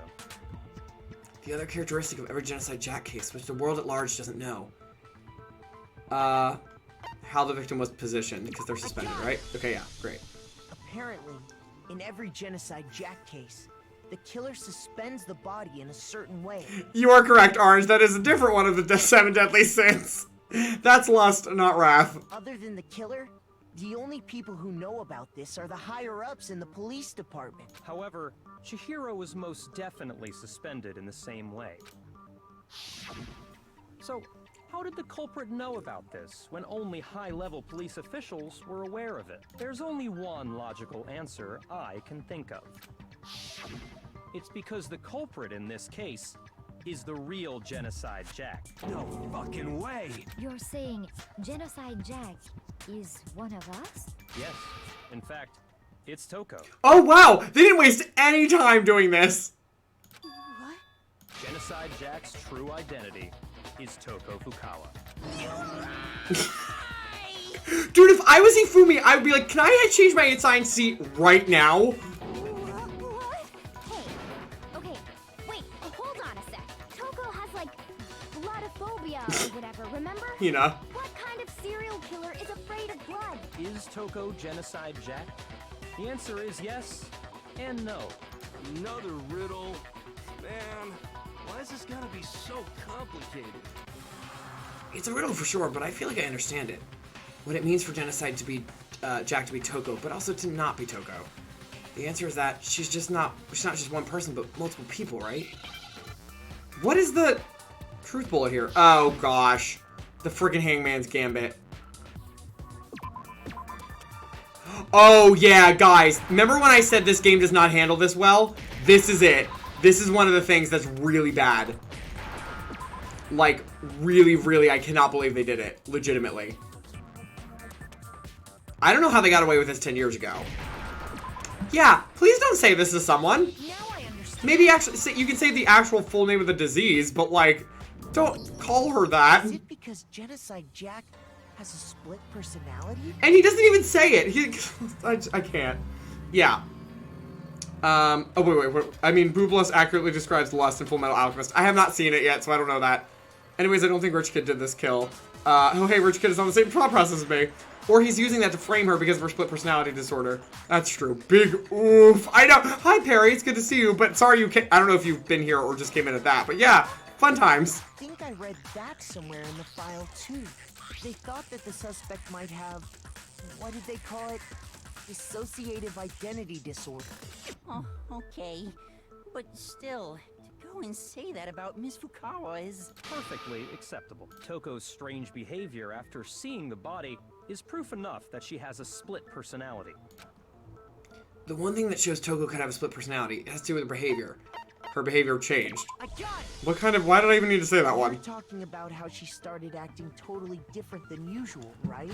Yes, Kip, well, that was really fast. Yeah, so literally all they did, Byakuya said, oh, the killer here is Genocide Jack, and Genocide Jack is Toko, and everyone flipped out. So they didn't even, like, they knew that the player had already figured that out, so they weren't trying to hide that here. They were like, and here you go, here's your hint. Here's your reward for figuring that out. So that's about it. Whether the whole class dies or doesn't matter. Two-Faced Girl dies, life is on the line. Yeah, she doesn't win a lot of sympathy with you at this point in the game. She fainted when she saw Chihiro's corpse, and then, when she woke up... I'm fine. Well, is that a dead body? Hey, are you dead? She must have hit her head real hard when she fainted. The world has a front and a back, a top ending and a bottom, a sea of truth and a web of lies. This is quite concerning. I mean, she sounds completely different. She was acting funny, that's for sure. That melancholy tone of hers completely disappeared. Don't go assigning adjectives to my tone without permission. Not to mention, once she regained consciousness and saw Chihiro's body again, she was utterly calm. In other words, within her is one personality that can't handle blood, and one that obviously can. So when Toko trapped herself in her room, it's because she was scared of Genocide Jack? Seems like it. Food was ready. I should. Oh, great, Kim. What are you eating tonight? Are we sure Two-Faced Girl doesn't have a permanent concussion? We are not sure about that at all. The reason she locked herself in her room wasn't to keep other people from getting in. It was to keep her other personality from getting out. Well, I mean, either way, she needs to keep people away from herself. I feel like I'm always making pasta during these streams. Ooh, that's a good choice, Nico. What kind of pasta are you making? Toko was afraid. Afraid of the murderous fiend inside of her. Of killing even more people. How? Yeah. How can you know all this? I do believe you misunderstood her. What she's trying to say isn't, how can you know all this? No. What she wants to know is, how could you tell them? Huh? Last night, just before Monokuma gave his motive speech, Toko and I had a strange conversation. She told me a most interesting story. Oh boy. She said a murderous fiend lived within her, and she was afraid it could appear and attack at any time. So, like, just putting this out there, maybe, you know, like, remember that time that Toko was like, or that Byakuya was like, oh, I have no idea what she was talking about, potentially lying? Because they clearly talked beforehand. Also, Byakuya, if you know this, tell everyone! Stop her! Like, what is wrong with you? Oh, Maron. Pork chops, sweet potatoes, fried apples, and, with loud protests, some stuffing. That sounds great, Kim. Oh my gosh. Like, here's the thing. I am not one to be like, hey, you should tell everybody their business. Like, don't, if somebody comes to you in confidentiality, don't out their business. In a killing game where people have 24 hours to murder one another, you need to sit Toko down with everyone and be like, this is what Toko said. She doesn't want this to be a thing. We need to help her. And we need to also be aware that it could be a thing at any given time. Like, no. Why would you want to make it easier? Well, that's also true. And that trepidation is what's caused her to have such a bleak attitude. Isn't that right, Toko? This is all a lie. Right, Toko? Oh gosh. Said you wouldn't tell anyone. Wow, she's not even trying to hide it.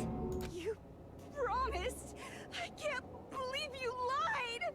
I can. You have only yourself to blame. You came to me with your tragic little story. I didn't ask you to. This is the real world, not some romantic fantasy fairy tale. Jeez. Oh my gosh. Besides, you broke your promise first. You said that as long as you were here, no matter what, you wouldn't let Genocide Jack kill anyone. But in spite of that promise,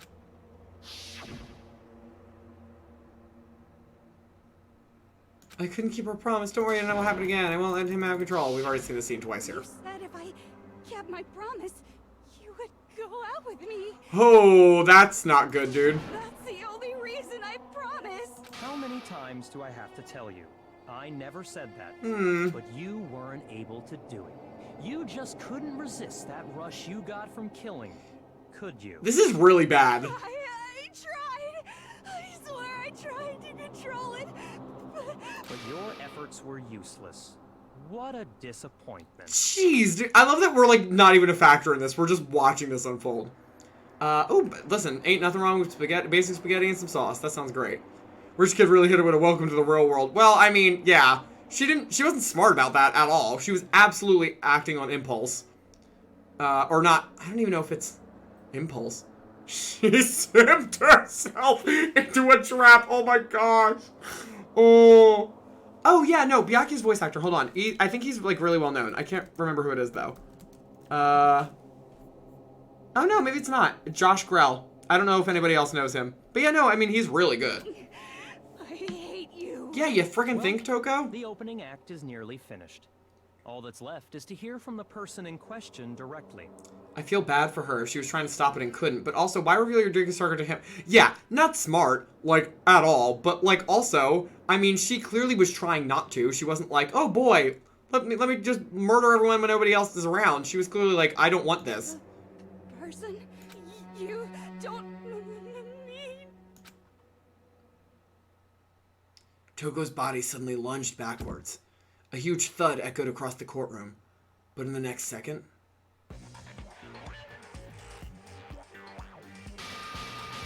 Hello there! Is it me you were hoping to see? Welcome, everyone. Allow me to introduce you to Genocide Jill.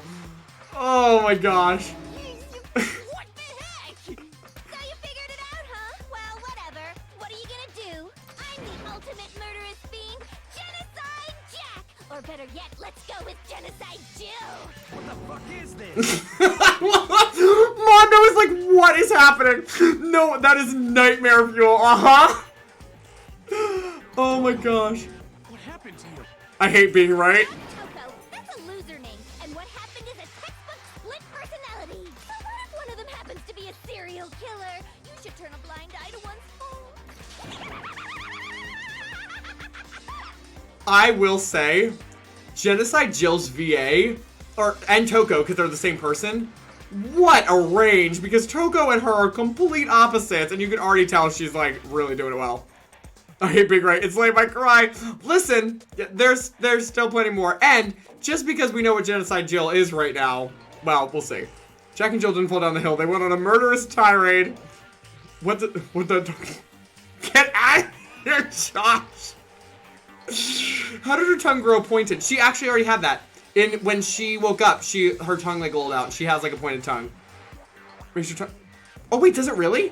Or are you joking, Perry? I honestly don't know. She's so intense. Like they say, sound in murderous mind, sound in murderous body. This one is so different from the one we've come to know. You think? Well, the world is composed of a front and a back, you know. Just like how every inning has a top and a bottom, or how in the depths of every truth lives a little lie. Behind every dark and gloomy soul lives another that shines as bright as the sun! Thanks, Genocide. This is the murderous fiend Genocide Jack? This is beyond insane! Miss Jack, Jill, can I ask you a question? Oh, okay. Perry, I was like, you said it so serious. I mean, you typed it. Yeah, I couldn't tell. What's up? Some of us think you might be the mastermind behind our entire situation. What are your thoughts on that? Toko's ultimate title, she's the ultimate writing prodigy or something. She's the ultimate writer. Well, I'll tell you, I am the mastermind of all masterminds! Just kidding! Then it's not true? Of course it's not true. How dare you try to link me to that creepazoid? Yeah, Monokuma, because you're a real walk in the park. I'm rooting for her now, not gonna lie. And another thing, the police and government and society in the outside world are totally powerless. Okay, Monokuma, that was not the time to say. Oh. They just let this idiotic, bloodthirsty maniac go buck wild all over town. Sure, I'm a bloodthirsty maniac, but life is pain, right? To live is to hurt other people. This is not the time for waxing poetic, Jill. It's a necessary evil if you want to survive. The act of living itself causes pain for everyone. Just kidding again! This should be enough to convince you. This murderous fiend is responsible for Chihiro's death. There's clearly a motive, so there should be no doubt. A motive? Remember what Monokuma told us? You were correct in what you pointed out earlier. Murder and graduate within 24 hours. An embarrassing memory or secret would be revealed. Well, let's assume that Toko's secret was about Genocide Jack. If a secret like that came to light, Toko's life would have undoubtedly been forever ruined. Yeah, you think? Oh my gosh. She had a very clear motive to never have that side of herself exposed. I mean, to be honest, here's the thing. Like, Monokuma set Toko up to either get killed or to have to kill. Like, there's no in between. He knew she would not be able to be, like, to be stagnant this time. Interesting. Very, very, very interesting. But sorry, as much as I hate to admit it, I'm not the culprit. But I cannot imagine anyone other than you could murder someone in such a bizarre fashion. Maybe so, but nevertheless, it's the truth. Do you really expect any of us to believe you? That is the thing. Do we believe Jill or not? Would she own up to her own killings? I went from 1924 playing Color.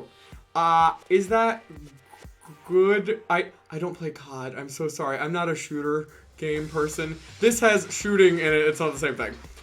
14 minutes up. Like, nice, dude. You're right at the finish line. See, this isn't the tutorial level, so I have a hard time believing in the obvious solution. I do. It's mild. Yeah. I could never okay. believe a word you say, you monster. Maybe she's totally right about that, but something's still bothering me. Oh, nice, Mr. York. Well, then that's fantastic, considering how many issues you were having with the internet. What she said, I need to get some more details about all this. Jill seems to be the type to take pride in her art. That is a possibility as well. Alright, status of the dead body is our truth bullet. I love this song. You say that, but do you really expect any of us to believe it? Perhaps if you had an alibi, that would change things. Oh, an alibi, huh? Now we're talking. When you compare your past murders to this incident, the modus operandi matches completely. Nope. No, it does not, Byakuya.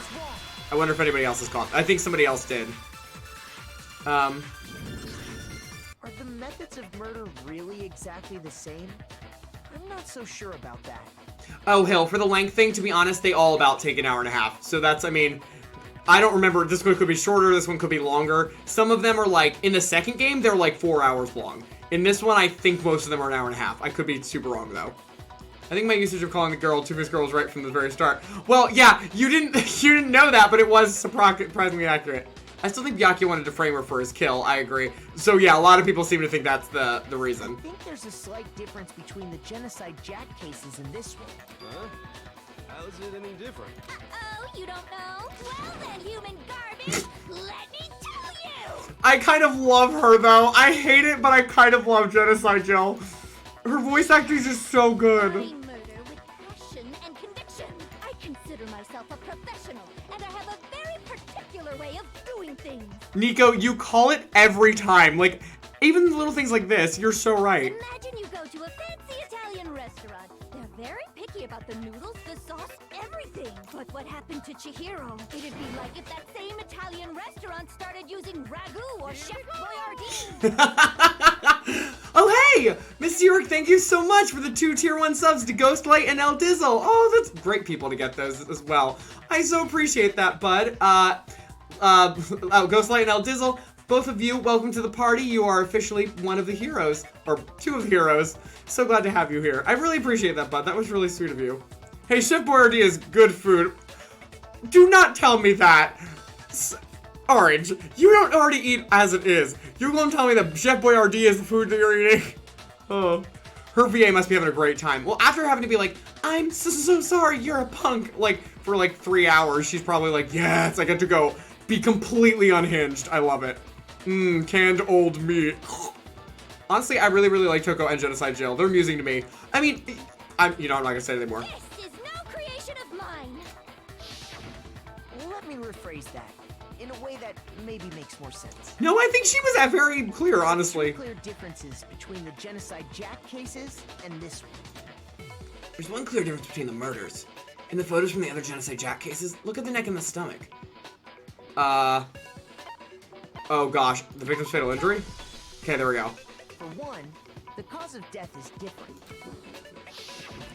In the Genocide Jack murders, all the victims were killed the same way. Yeah. According to the case file, they were all apparently killed with a pair of scissors. Which we do not have here. I've eaten Chef Boyardee ravioli a couple nights in a row, or like just a couple nights throughout your life, because the latter is fine.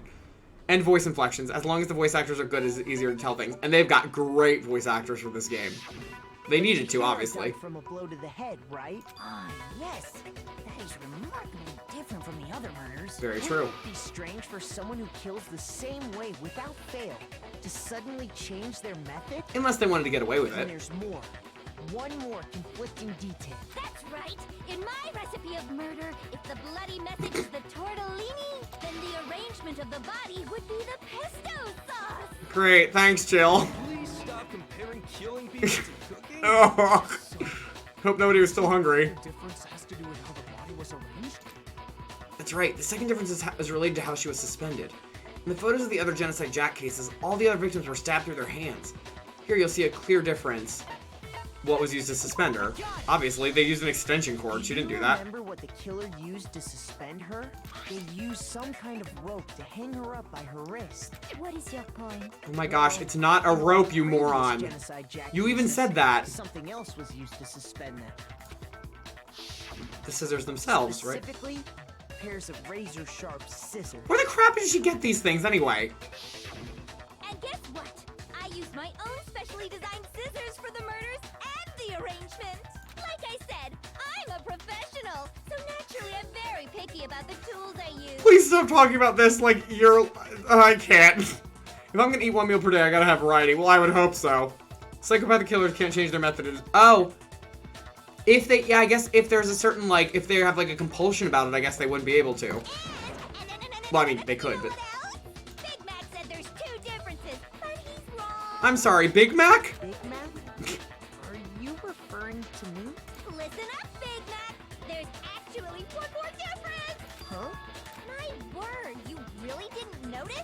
Take a look at who the victims were in each Genocide Jack case. So this is something, as an American, I did not know, and I could not piece this together at all when she asked me. They're just waiting to be discovered.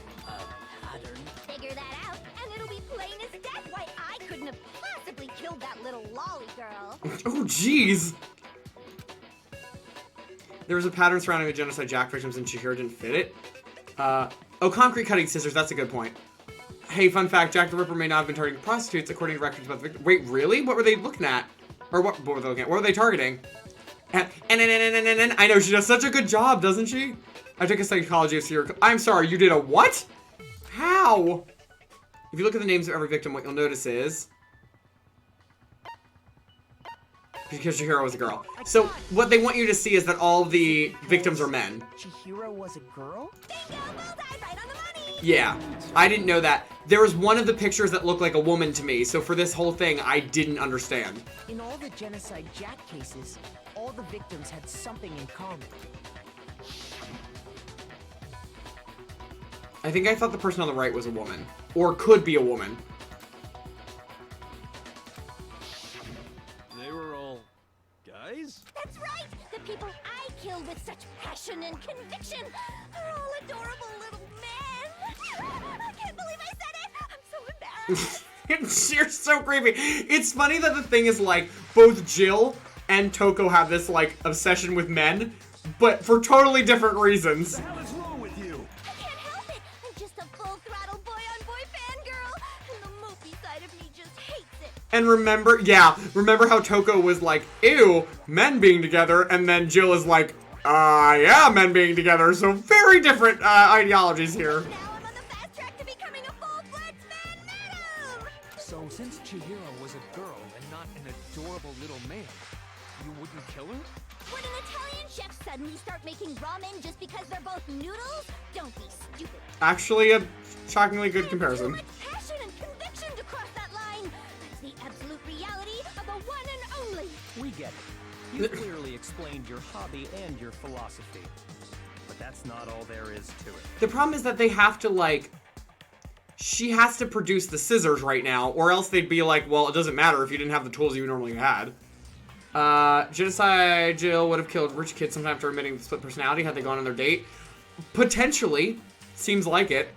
The series I'm getting info from is still ongoing, but from what I can gather, he was just killing women that were easy to get to. I mean, which would make sense with prostitutes, unfortunately. I hate that, but yeah. When you're forced to kill in order to survive.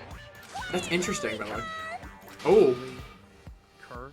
Oh, you're gonna piss him off real good. I would never kill for a reason as petty as mere survival. Well, she also clearly doesn't need to. She can kill anyone that tries to come at her. And if by some fluke I did kill to survive, why would I bother with the message and arrangement?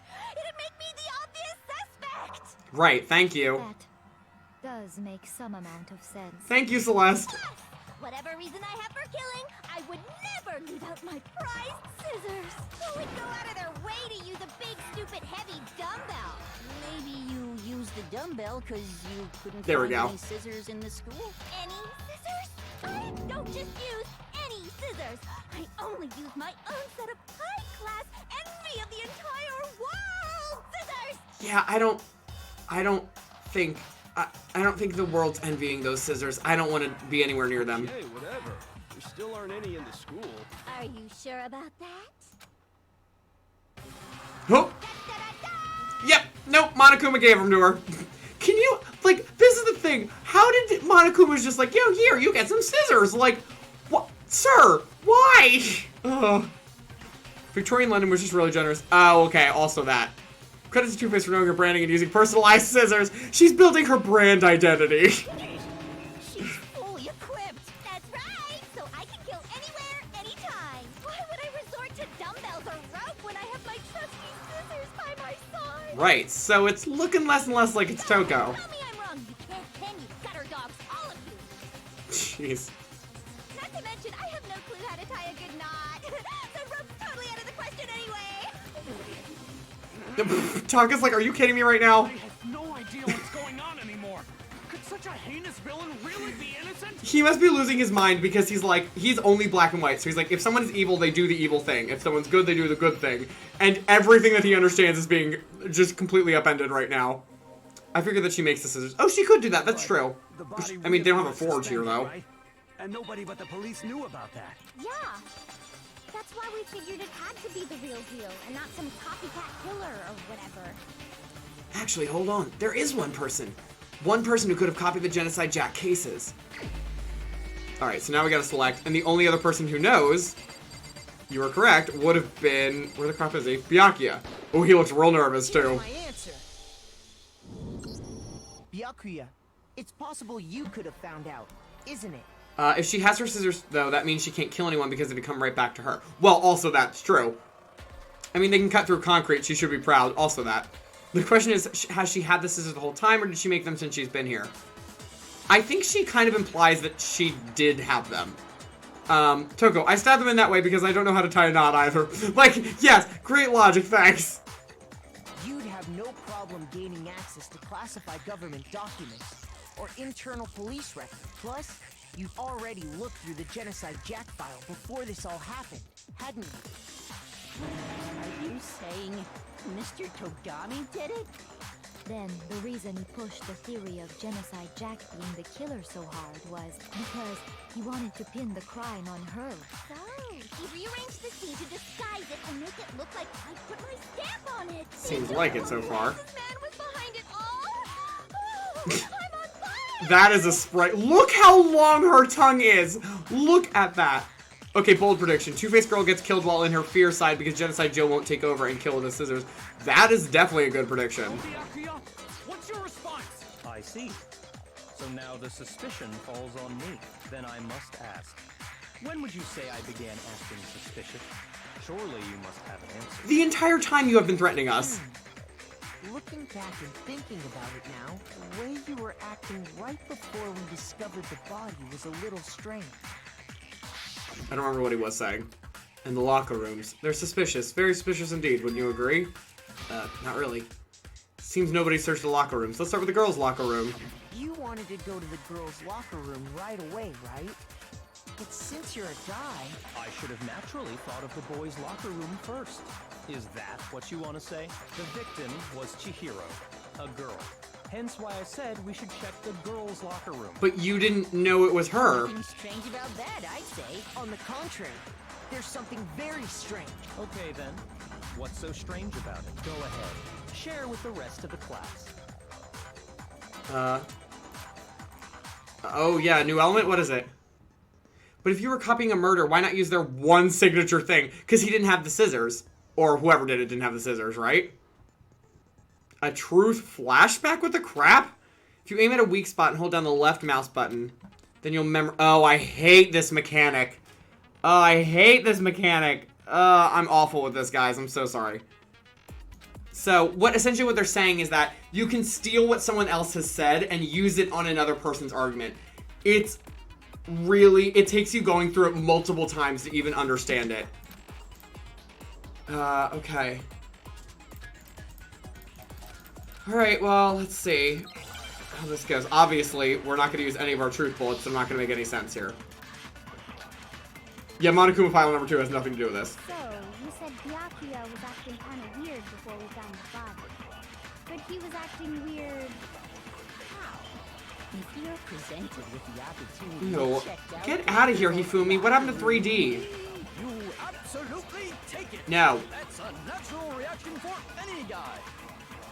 The victim was Chihiro, who was a girl. No, I wanted to- So of course, Oh my gosh. We checked the girls' locker room first. I didn't mean There to was no click that. time for pointless distractions. It's the victim was Chihiro before you found the body. Because he didn't know it was Chihiro before he found the body.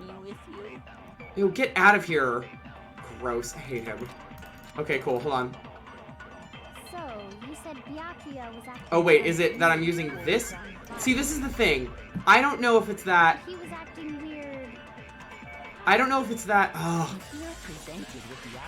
I need to use this on the other one or the other one on this one. I don't genuinely know. Oh, this is fast forward. I was like, where is this? There we go. It is that. Okay, great. It's like the worst mechanic. Thank you. It really is. I don't understand. And they keep it in every entry, and it's so hard to use. Because up until we actually discovered the body, we couldn't have known who the victim was. So your claim that you went to the girls' locker room first because Chihiro was the victim doesn't hold up. There we go. I see. That's a good answer, I must admit. You think? Interesting. Very interesting indeed. But your reasoning is still too weak. Huh? What's wrong? Is that it? Surely you've got more than that. Go ahead. Show us. Have you got anything to defend yourself? We're not the one on the chopping block here, bud. What's with Byakuya's attitude? It's like he doesn't even care. Got him cornered, but he's acting like it has nothing to do with him. What's the matter? You're not finished already, are you? There must be more to it. There is. I think. There is more to it. Think about it. Kyoko's like, I have said nothing since the beginning. Please let me help. We just talked about the differences between this case and past Genocide Jack incidents. The proof you're looking for is hidden in there. Oh? Proof that I'm the culprit, you mean? I think I know what this is. The differences between this case and the other Genocide Jack murders? The evidence that proves Byakuya is responsible is hidden in there? What could it be? It would be that the extension cord rope thing, right? Because he would have used that? Yeah, there we go. Library desk lamp. What? The difference between the cases?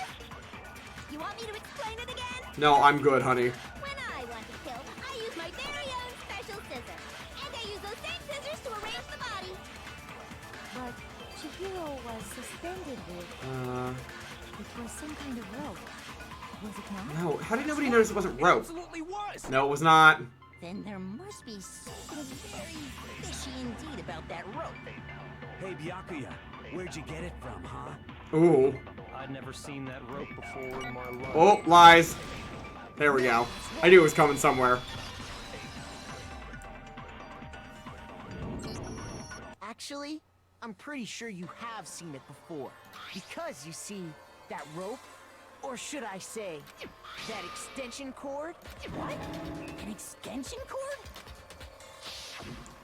Byakuya, you've used the extension cord in the library more than once, haven't you? Everyone likes to call it rope, but wasn't it more of tape? No, it is literally an extension cord that's wrapped. Like, this isn't even like a twist to anyone that's looking directly at the picture. It's just an extension cord. So it's clear like tape, but it's more like it's supposed to look off-white. Like, you know that kind of like eggshelly color? Well, tape was wrong. No, you're fine.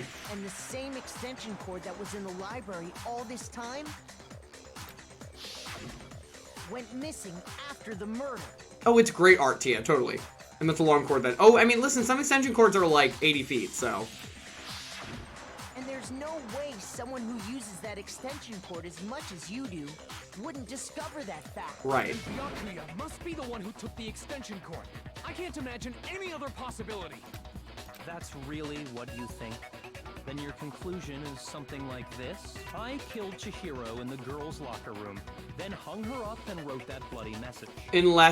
But the question is, how did he get in there? I intentionally... Which we do know like why. Genocide Jack was behind it. Is that about right? Well, yeah. He's doing it again. He's totally calm, totally unconcerned. As if he's not even involved. Wait, not even involved? What's wrong? I asked you if you think that's what happened. Has Goody Two Shoes contributed to anything in 2 trials? Who's Goody Two? Oh, Kiyotaka? Yeah, he has. He just hasn't contributed anything worthwhile. Hell yes, that's what happened. So that's it, right? Byakuya's the killer. I don't disagree with not disagreeing. Chill, I don't know what that means. You're calling this a game, right? So he'd be totally willing to do something like this to win.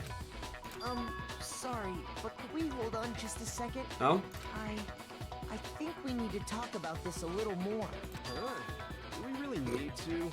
We've already decided who did it. But you didn't even figure out how he did it. I know, but still, there's something that's still bothering me. Is that right? And what, pray tell, is still bothering you? I killed her in the girls' locker room, then disguised my crime. Specifically, I dressed it up to make it look like it was the work of a homicidal psychopath. What about all that bothers you? A lot, specifically, but you know. Wait, what was that just now? Something's not right. Chira's body was definitely found in the girls' locker room, but does that mean... Can I really just accept what Byakuya said as the truth? I don't think so. There's definitely something off. The scene of the crime? I got it. Okay. I don't remember where he's leading here. Hero in the girls' locker room, right? Oh, because we found that the mats seemed to be switched or something. Are you sure about that? Isn't it possible that the murder took place somewhere else? Oh, Mr. York, good. I'm glad, buddy. Good. Well, enjoy. I hope that adding the description and the tags and all that stuff that always takes me forever, and thumbnails, I hope that goes quickly for you. How disappointing. What kind of question is that? Even in the world of disappointments, this is a true letdown. Shut your trap. She was found dead in the girls' locker room. There is absolutely no question about that. She was found dead in there, How yes. could the scene of the crime have been anywhere else? Well, I think it's entirely possible that she was killed somewhere else, then carried there later, along with the rest of the murder scene. The rest of the murder scene? Oh, wow, look at that. We never throw Byakuya off. That was awfully specific. Please tell me you have a reason for saying all of that. I believe I do. Hey, Byakuya, did I just take you off guard? Yeah, we did. When the story suddenly moved to the crime scene, Byakuya, who'd been so confident up till now, maybe Byakuya never even realized that the actual scene of the crime could have been somewhere else. Don't just move on without permission. What do you mean she was killed somewhere else? Taka's like, I am done not understanding. Come on, Makoto. If there's any chance the murder took place somewhere else, let's see the proof. Evidence that shows the murder took place somewhere else. There's something that was switched between the boys' and girls' locker rooms. Okay, well, this is technically... I did this wrong my first time. I think it's the posters, right? I got it. Yeah, there we go. Cool. The proof that she was killed somewhere else is the poster that's hanging in each locker room. Your proof is some posters? The poster in the girls' locker room was a picture of a big-boobed supermodel. But don't you think that's kind of strange? Can you imagine getting in the booth and being like, okay, this is a really serious class trial scene and like somebody's just been murdered and there's also someone who is a serial killer in the room with you and you're gonna say this line. It's like, a big-boobed supermodel. Why? Like, why? Why would the girls' locker room have a poster like that? I bet those massive jugs of hers were totally fake! Not the problem here, Jill. Meanwhile, the boys' locker room had... Big boobs was really needed. They say, Orange, I think you missed it earlier. He said it like 8 times when he was thinking about it, too. Poster of the super popular boy band Tornado. Again, that doesn't really seem to belong in a boys' locker room. Unless you're like, oh... You need to look like these boys do when you're fit. That maybe the posters were switched? And there's one other thing I noticed about the locker room. You know what I'm talking about. There we go. Right, Sakura? You're referring to my protein coffee, aren't you? Protein coffee? Yeah, thank you, Hifumi. That's my reaction, While I was too. in the girls' locker room earlier, I spilled some protein coffee on the carpet, but I noticed that after the murder, the stain had been totally scrubbed away. No, it's not that the stain was scrubbed away. It was moved. So we need to choose the other carpet, right? Yeah. No, you've got it all wrong. Just calm down and think about it. What? Could you possibly have been more wrong? I'm ashamed I wasted any amount of time listening to you. What is that? Do I have to just choose the one that... Why would I choose the one that we already know is stained? Oh, because it's in the boys' locker room. Oh, I'm sorry. That was dumb. The stain on the girls' locker room carpet wasn't scrubbed away. I'm sure Genocide Jill's VA had genuine laughter when saying that. She might have. I present to the courts evidence of a poster of a big-boobed supermodel. Ladies and gentlemen, please look at Exhibit A, this poster of a big supermodel. Like, can you just imagine? It's just so ridiculous. I found it on the boys' locker room carpet. That's definitely the stain from my protein coffee. Thank you, Sakura. Does that mean that the carpets were switched too? Celeste is like, I'm honestly lost. Like, I normally understand, I don't. Why would anyone do that? To move the murder scene from one locker room to the other. It's certainly plausible, don't you think? But why would that really matter for In Byakuya? other words, in order to Oh, wait. swap the Yeah, scene because they need to be with Genocide. Because he knew it was going to be Toko. the bloodstained poster and Or he was carpet gonna blame moved Toko, I mean. along with the dead body. By doing this, the killer was able to change the entire room where the murder took place. I can certainly follow your reasoning, but why would the culprit bother doing that? Huh? Celeste is bae. She's a really great character in a lot of ways. Why would they go through all that trouble of switching the scene of the crime? Because he was going to blame Toko. An even bigger question. If the murder did take place in the boys' locker room, then how did Chihiro get in the boys' locker room in the first place? Now, that's a good question. To get into the locker rooms, you have to swipe your e-handbook across the card reader device, but Chihiro's handbook should have only allowed her access to the girls' locker room.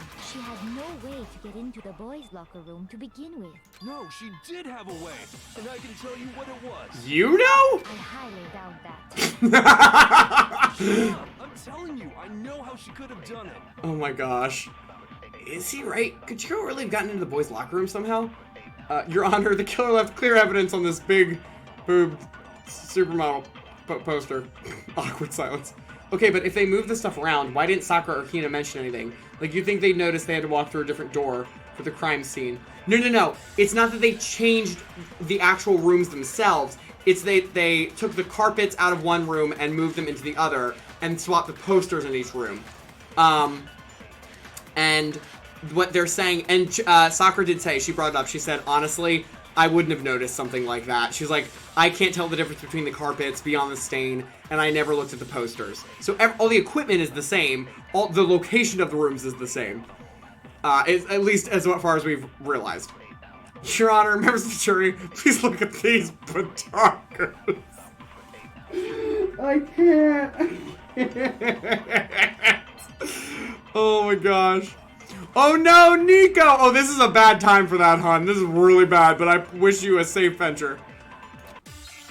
No, Kim, I will share something later, because I don't want to steer anyone on or off track, about I actually was totally with you. And I'll... Actually, I can share it in a second. Let me just finish this. Could Chihiro really have gotten into the boys' locker room somehow? Yes, we do know this. I got it! She must have hacked her e-handbook. No, she didn't hack her e-handbook. She was the ultimate programmer. I don't know if that's what I was supposed to do or not. I'm sure that would have been no problem for her. No, I don't think that's it. She used the thing that was in the main hall. He knows about it too? How are we the last one to know about this? I'm talking about Leon's handbook, of course. Oh, he does. Okay, great. Well, then it's not. So then it's what Hifumi said. Okay, so it's not hack. It's what Taka said. Excuse me. What? Huh? Do I have to absorb this thing? Oh, because it's broken, so she couldn't have used it. There we go. I forgot. I know, Nico. I'm so sorry. I'll tell you. Don't worry. No, I don't think Chihiro used Leon's handbook. Okay, so because I've said I will share things that I thought my first playthrough, and I'm not saying they're right or wrong. What I thought at this point, Kim, was actually very similar to you. Do you all remember when Hiro said, I woke up this morning and I heard all this construction sounds?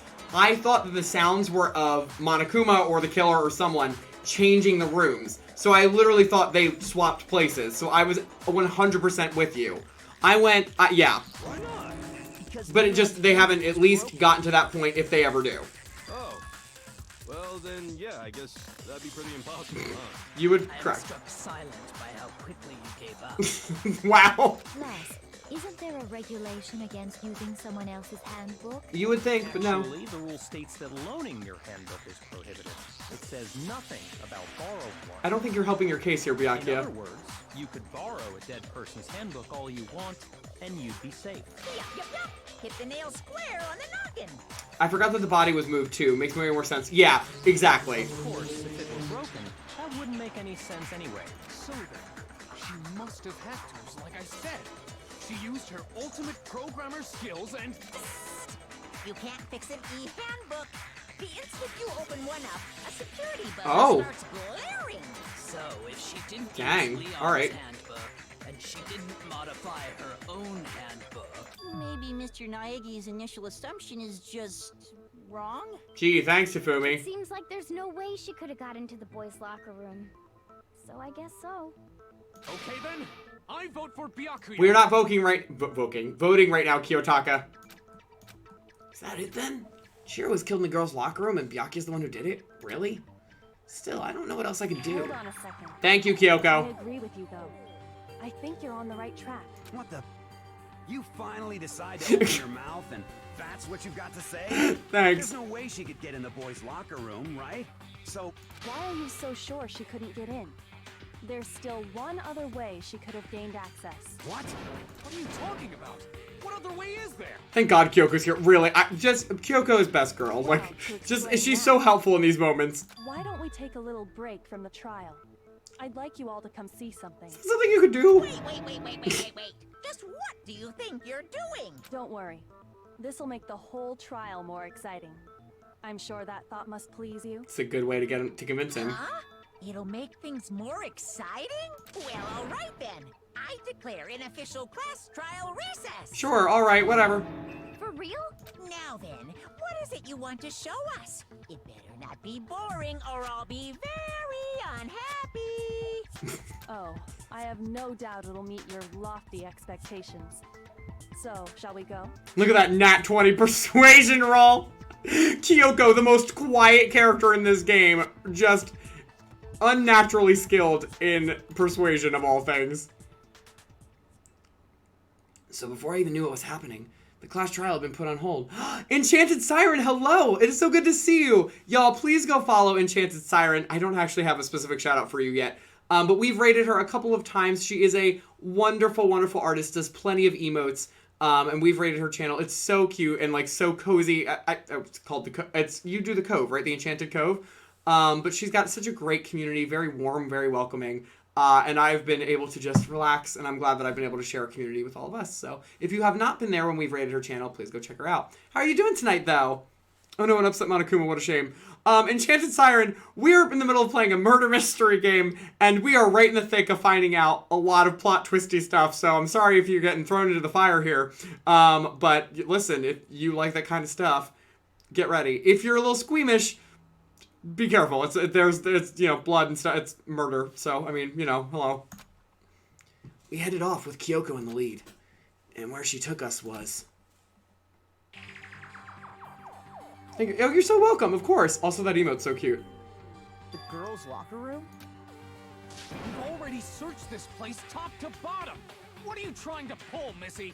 Yeah, okay, blood. And by blood, I mean it's all neon pink because if they were making it red... Apparently, red blood makes the game rated M. Like, I can't tell it's blood. It's the dumbest rules I've ever seen. I'd like you to examine the victim's body one more time. You want to check it again? Be sure to examine the entire body very carefully. Take your time. Great, thanks, Kyoko. Really excited to do this. Carefully? Like using our hands? Get out of here, Hifumi. You have been nothing but a lech this entire trial. No, wait. Oh, okay, never mind. It's probably best if I don't run my hands all over a girl's dead body. Yeah, I mean, that's valid. It's not that I'm creeped out or anything. It's just based on religious grounds, you know? You're not religious. Don't try and pull that card. Hifumi's down bad. Hifumi's such a creep. Can he go next? Are we adding Hifumi to the fight in the Denny's parking lot list? Because I feel like Hifumi might need to be on the Denny's parking lot list. I think he's earned it. well, I'll do it. Thank you, Sakura. I want Sakura to fight Hifumi in the Denny's parking lot because she beat the crap out of him and I'd be so excited. But you're a girl. You shouldn't have to touch a dead body. Just let one of the boys do it. Are you volunteering? No, it's okay. I think Chihiro would rather have a girl examine her. So just leave this to me. I mean, you already also said that she doesn't like hanging out with literally any girls, so maybe not. Sakura. What is this? Some kind of secret girl-on-girl action? Oh god, I forgot about her. See, and then, see, we already had Hifumi being electric one way, and then we have friggin' Fangirl over here. That's not it at all. Stop screwing around. Hina's like, there's a dead girl in front of us. Maybe not right now. Okay, here I go. Sakura would kill him in a second, and I would cheer on the whole time. Please excuse the intrusion. Why is Detective Girl not showing us? Because it's Kyoko, and she doesn't like to do anything herself. She likes to have everyone else figure it out. Putting her hands together in a brief prayer, Sakura then began to quietly examine her body. Be sure to check her entire body, and I believe we will solve this particular mystery. Her entire body? Sakura's like, oh, that's uncomfortable. But what? This is... What is this? Whoa! That's a sprite! What is it? Not possible. It's not possible. Sakura's eyes were staring wildly at Chihiro's lifeless form. Her massive frame trembled. This girl is what? Is a boy. Yep. Nico was correct. As usual, Chihiro is actually a guy. Sakura goes Super Saiyan, it really is true. Do you think her mouth gets dry with her tongue out the whole time? Oh my gosh. Yep. Ah, I see. So she was actually a he. Interesting. Thank you for confirming this fact. Hifumi, what? Why are you acting calmly about this? Oh, never mind. There we go. I'll just DM Nico. Please do, poor thing. I had a feeling. She has to build suspense. You're absolutely correct, Tia. You're joking, right? I wouldn't joke about this. This is not the time. Oh my gosh, look at her eyes. It's really true? Chihiro was a god? Yep. Oh, what? You guys didn't know?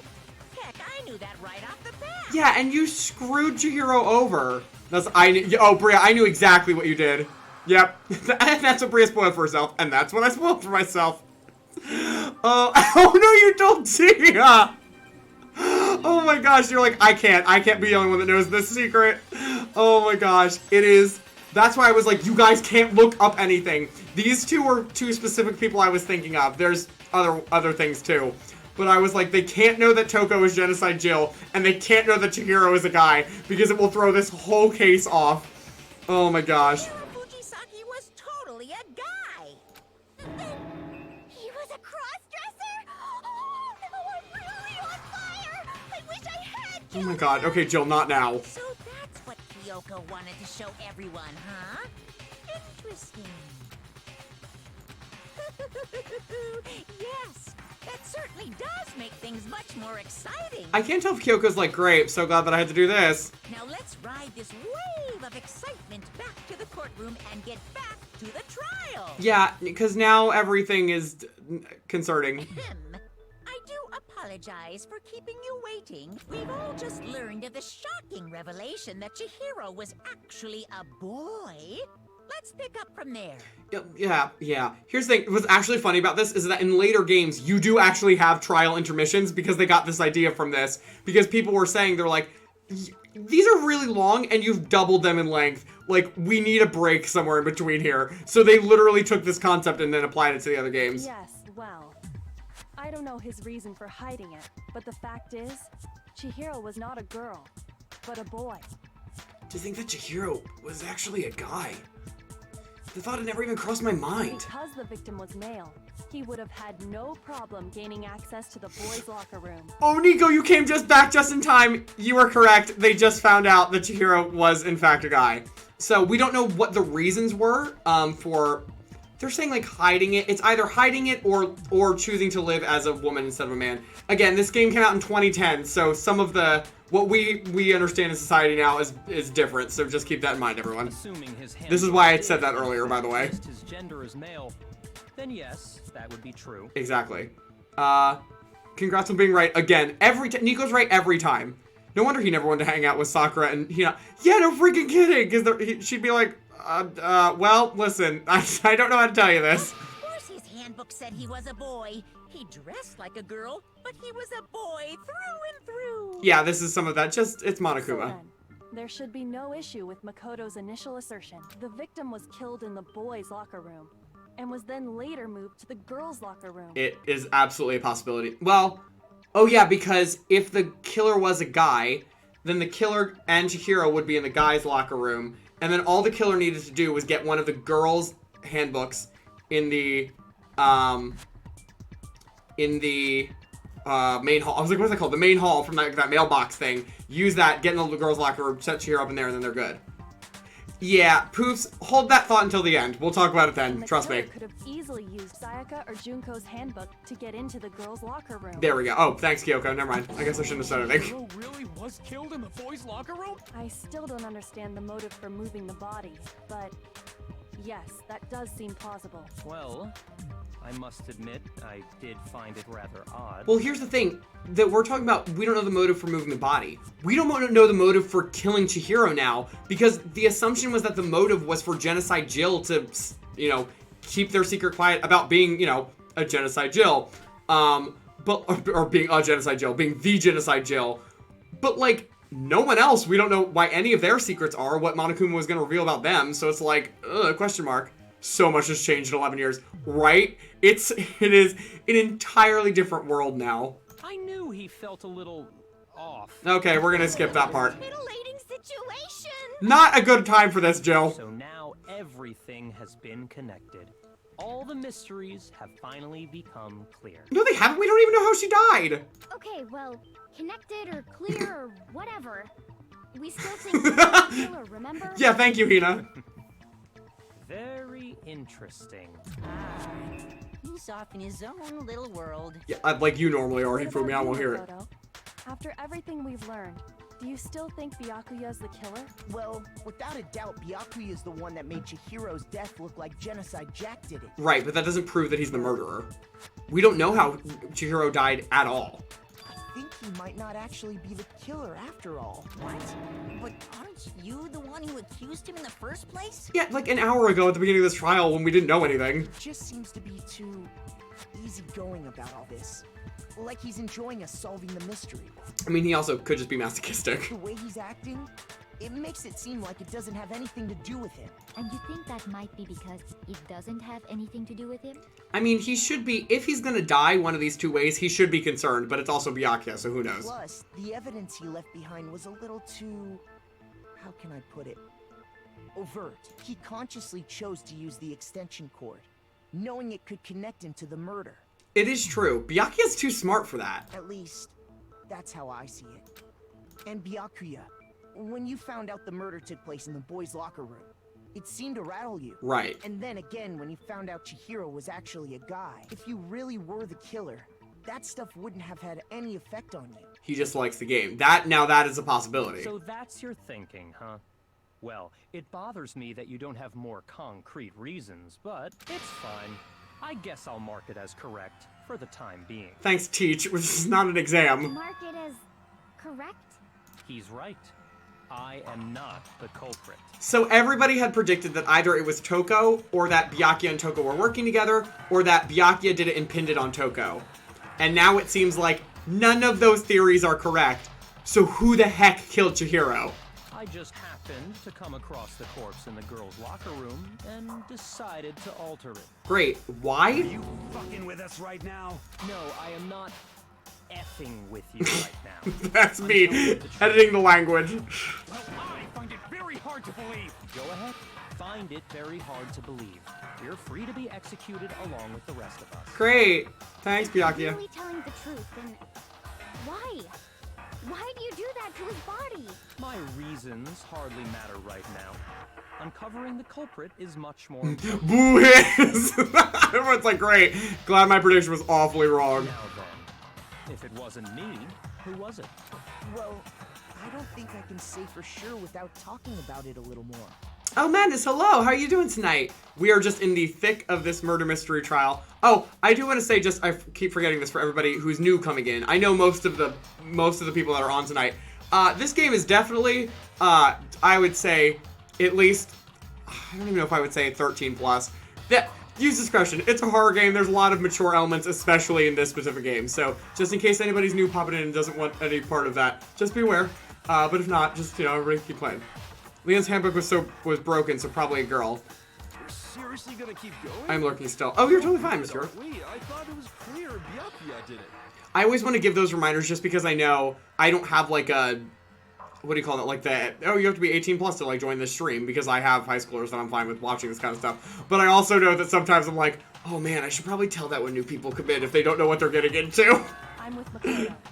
If there's any doubt whatsoever, we need to explore every possibility, because if we're wrong, we all die here. Yes, thank you, Kyoko. I'm glad somebody brought that back up. It's true. Very well then. I'm with you too. Good, I don't want you as my enemy, Damn ever. straight. Count me in. Do you not have a mind of your own? Of course I do. What am I, an ant or something? Hero, you haven't really proven us otherwise. Anyway, let's discuss this all as a group one more time. We still have time to make our decision. That's very true. Our lives are all on the line. Excellent. Then shall we resume our game of hide and seek? Yeah, except it's not a game, dude. Someone is dead, and we're all gonna die if you don't figure it out. But if Byakuya didn't do it, then who's the real killer? Who murdered Chihiro? There's one thing we can be sure that we know about the killer. The killer was able to gain access to the real murder scene, which means the killer is a guy. The killer is not Genocide Jack, thanks. I blame Allie, no reason. Listen, anyone is literally, we have no reason to not suspect literally anyone else at this point. Since the crime scene was the boys' locker room, you would need a boys' handbook to get in. Since Leon's handbook is apparently broken, the killer would have had to use their own. In other words, it had to have been a guy. But that's still not enough. I need to find some more clues. Oh, sorry, I didn't read any of that in his voice. Oh well. Most of this is voice acted anyway, it's fine. Celeste's account. Okay, so this was about being in the warehouse. Clue that might lead us to who did it? Well, Clues are one thing, but did nobody get a look at the killer? Yeah, well, it didn't look like it. Sure, if someone saw the killer, they would have said something by now. Yeah, unless they were the killer or an accomplice. someone saw the victim at some point. Even that might be enough for now. Byakuya. Oh, there we go, yeah. All we need right now is any kind of new info. It's over. Wait, It's all over. why can't we say that we saw someone? That Celeste saw You know someone. who saw the victim? There we go. The killer. There we go. Lies. Celeste saw her. The killer saw the killer, yeah. They saw themselves in the mirror. And Chihiro. I believe someone else did see the victim before he was murdered. What do you think, Celeste? Now that you mention it, yes. I did see him. Huh? Really?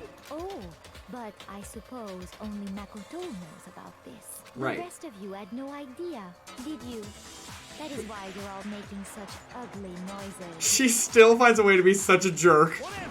Just hurry up and tell us! It was last night, right before nighttime. I saw Chihiro in the dormitory warehouse. I saw him stuffing a track jacket into a duffel bag. Right, which Chihiro wasn't wearing? I don't actually remember what happens with this at all. And then, I assume, he headed off to exercise. A track jacket and a duffel bag? Right. We didn't find anything like that at the murder scene. It seems likely that the culprit destroyed them to get rid of any evidence. And that is when he said something that struck me as rather odd. Did we know what he said? Well, I better get going. I'm kind of in a hurry. Chihiro told me he was in a hurry. Celeste, oh, you all thought I knew nothing for this case? Idiots. Is it really? Why would he be in a hurry? Only if someone were waiting for him, I should think. Seems like that. I gotta run, but hope you have a wonderful night and stream. Enchanted Siren, thank you so much for hanging out. I know that this is probably a lot to jump into right away, but it was lovely to see you. I will pop into stream soon. Have a wonderful night, and thank you so much for the well wishes. So, Mr. Fujisaki was on his way to meet with someone, and then they were going to work out together? But Hina and I had invited him to exercise with us plenty of times, and he always declined. Probably because he was afraid you'd find out the secret he Right. was hiding, right? Oh my gosh, girl, that is such a cute emote. Which means that conversely, he must have trusted whoever he was meeting with very much. Yeah, but we don't know who Chihiro was trusting Enough at all. So that he was willing to risk his secret being revealed. Ooh, the marvelous friendship! The point is, whoever he met up with is the culprit, right? So we just gotta figure out who it was. How exactly? Knowing what we know, I can't even guess. Right. No, you already have what you need to make the connection. Huh? Can You we? know who the killer is. Do I? Seriously? Who is it? Who's the killer? Think back to the track jacket and duffel bag the killer disposed of. Focus on the details of these items, and it should become obvious who was waiting for him. Ah. Are you sure about that? Oh, it's your emo. I didn't even realize that. That's so cute. Oh, I love that. You really think we can figure out who did it based on 2 pieces of evidence that we don't have? Oh gosh, I don't even remember. I have no idea. You want to track down some fingerprints or something? I'm now suspicious of Hina. Yeah, but Poops, they think it's a guy. Even if we had the equipment for that, we wouldn't know how to use it. As was noted, the evidence is already gone. There's nothing to get fingerprints from. Yeah, guys, not right now. But we can make certain inferences if we just take the time to talk it out. Okay. Easy for you to say. Seriously. But fine. Celeste, did you notice anything special about the bag or jacket? Who wears track jackets? We haven't seen anybody wear a track jacket yet. The bag was just a normal duffel bag from the warehouse. All the bags in there are the same, so I can't imagine what would make that one special. Right. Well, if I remember right, there was a decent variety of tracksuits to choose from. Do you think there might be some connection between the culprit and Chihiro's jacket? Perhaps. Let's explore that and talk a bit more about the jacket he took. Does the hero's track jacket really hold some clue about the killer? Somehow it's really hard to believe. I don't remember how this works. We might need to absorb one. We know where Chihiro was headed. He was on his way to go exercise. Right. So next we have to ask, why did he choose the specific tracksuit that he did? What do you mean, the specific tracksuit? I have no idea. I got it! He picked that tracksuit because it matched the one the culprit was wearing. I mean, potentially, yeah. So, what you're saying is, the killer was wearing the same blue tracksuit as him? No. That's it. Wouldn't they all have track jackets for gym class? They would have to get them from the warehouse. But potentially. Hold on a second, Mondo. What did you just say? Huh? What'd I say? When Celeste testified a few minutes ago, she said... I saw him stuffing a track jacket into a duffel bag, and then I assumed he headed off to exercise. She never said anything about the jacket's color. So why did you say Chihiro's blue tracksuit? What are you just... Hey, Celeste. What color was Chihiro's tracksuit? Byaku's like, I'm sorry, I'm pursuing this right now. As a matter of fact, it was blue. And before we began the trial, did you tell anyone that? The only she did one not. I told about any of this was you. Then, Mondo, how did you know what color Chihiro's tracksuit was? Because I'm sure he saw the clothes at some point in the investigation. Oh, and now Taka's like, I'm in a reading here. For the first time, like, ever. I mean, also, who among the boys would Chihiro want to work out with? Well, that's a good question. None of them. No, that can't be it. The bag and clothes were surely disposed of by the time we began our investigation. Then the only reason he could have known what color the tracksuit was is if he saw Cherry with it before he died. That's the only possibility. Are you talking about Chihiro? But wait. How about it? Did you see the tracksuit or didn't you? Wow, that's a sprite. Just by chance. I just happened to see it last night. He walked past me, and he was carrying the tracksuit in his hands. No, that can't be it either. According to Celeste's testimony, She stuffed the jacket into her bag in a hurry. It almost was like she was trying to hide it. And just like that, she was gone. when Celeste noticed it, Chihiro made a point of making sure the jacket was completely in the bag. If you just ran into him briefly, you couldn't possibly have seen what color the tracksuit was. Sorry, I had to lean down to plug in my other computer. It was dying. It would appear you've dug your own grave. Oh, well. Perhaps. But you handed him the shovel, didn't you? That's why you said what you did. I love this, like, Byakuya Kyoko solidarity right now. He's like, alright, game recognizes game. Good job. On the tracksuit, and it'll be obvious who he met with? What a bunch of nonsense. Ah, now I understand. It was all one big bluff, wasn't it? This is a huge game for her to play, because if Celeste had said anything about it being blue, whoever it was wouldn't even have the chance to say what the color was. And it's not like anybody had to say that. I'm dying to know all of Genocide Juice food names for everyone. I would die if Mondo really was Cornhead. Your true intention. No way to guess that. Not at all. That's why you said you knew who did it. to put them on edge. That's right. However, Mondo was my target all along. I had my suspicions about him from the very beginning. Wait, Kyoko, why?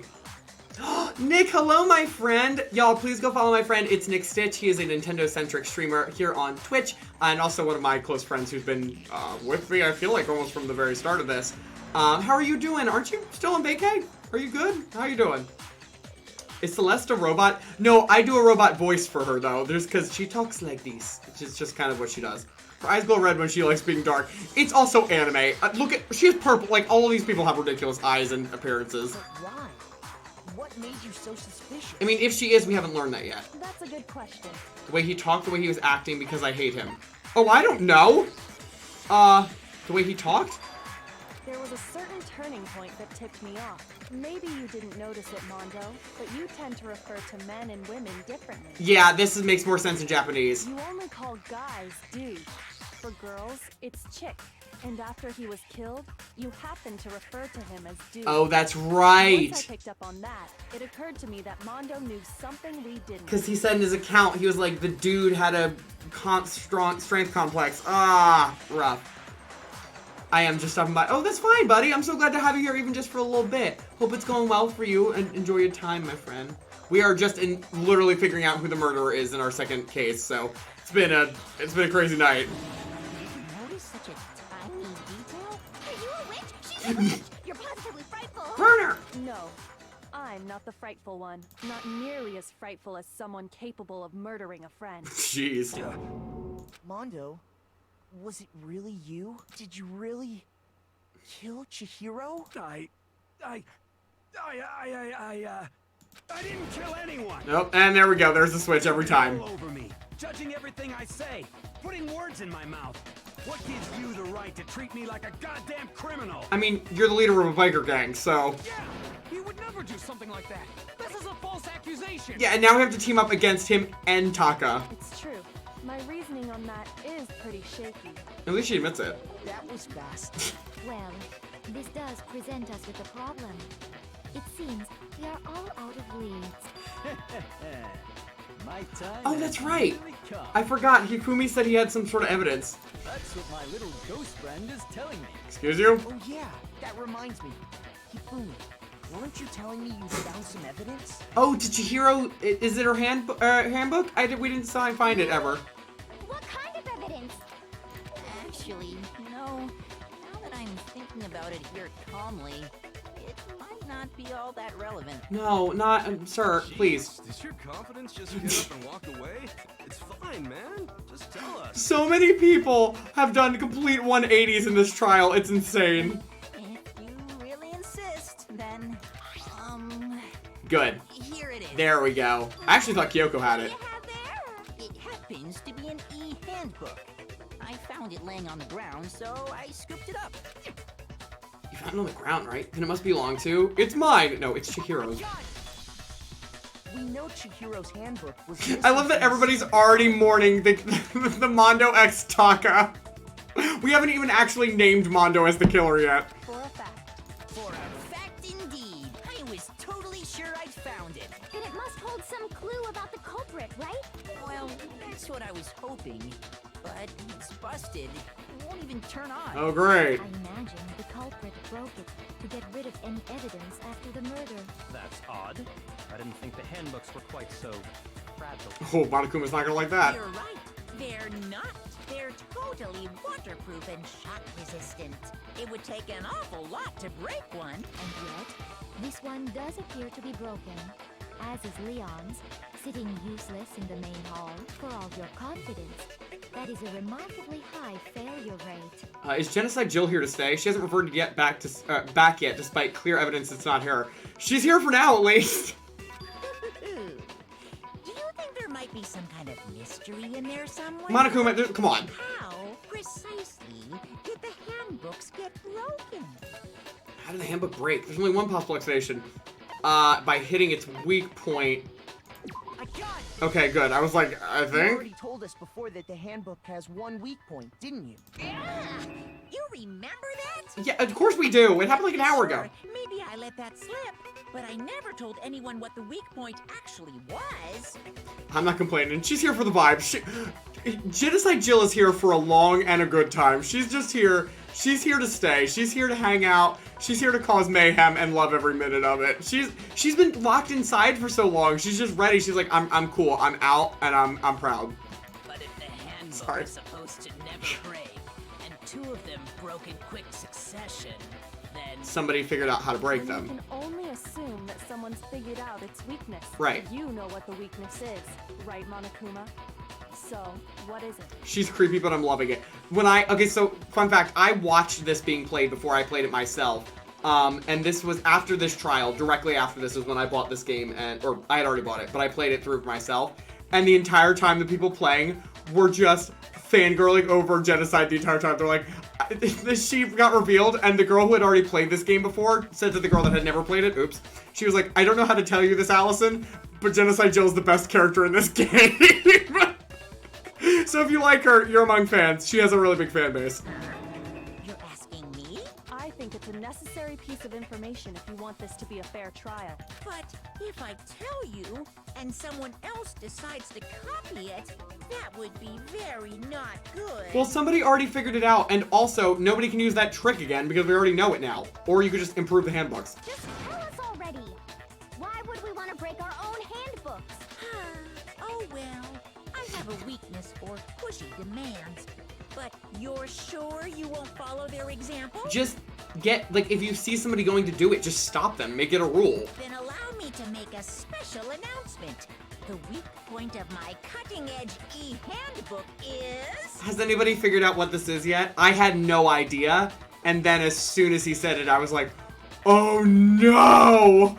So, yeah. Watch the weak point of the card be the hand grip, and if you swipe too hard or whatever, it breaks. That's a possibility. If you have other theories, I'd love to see them now. Magnets is an option. Yes, okay. No idea. Okay. It's really hard. They don't give you... You don't see the hints except in retrospect, kind of a thing. When it's exposed to high temperatures for too long, it will suffer a meltdown and totally break. Yeah.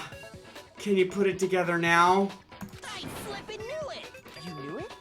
Yeah, because I found the handbook laying on the floor of the sauna. Uh-huh. The temperature in the sauna can reach over 200 degrees. Strange how you don't get burnt, huh? That is true, because I actually was just, I had to do an article today, so boring, but it was a work thing, on, PVC pipes or something, and they were talking about how, well, you can only handle up to 200 degrees Fahrenheit, so that is literally, it would scald you. It's because as your sweat evaporates, it creates a cooling layer of air around your skin.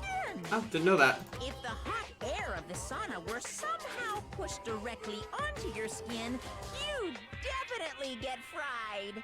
That layer of air would get blown away. That's why you may feel a burning when you move around. Not the time, buddy. So when you're in a sauna, make sure to keep nice and still. Interesting. No. I learned one new fact today. Taka, not now. That is a mere trifling speck of knowledge. Why is this getting derailed? Anyway, if you found the victim's handbook in the sauna, then the killer must have been purposely trying to raise its temperature in order to break it. Right. That seems so simple and obvious. I know, but it's one of those things you would have never thought about ahead of time.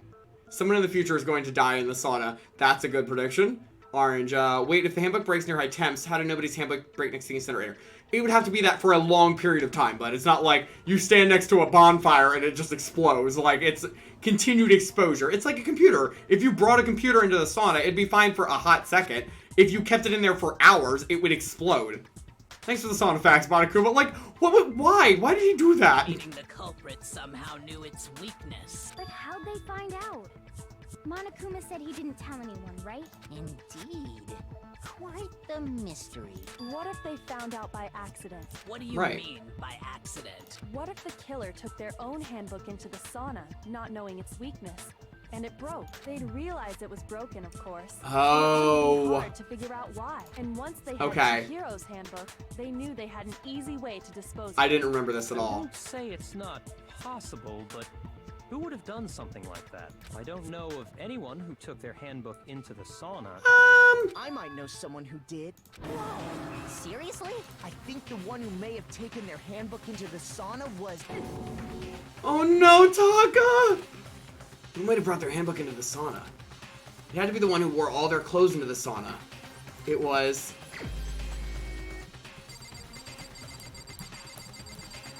Where is he? Mondo Owada. Here's my answer. Cornet seems stupid enough to have discovered it by mistake. Absolutely. Oh no! Oh no, game. You cannot crash right now.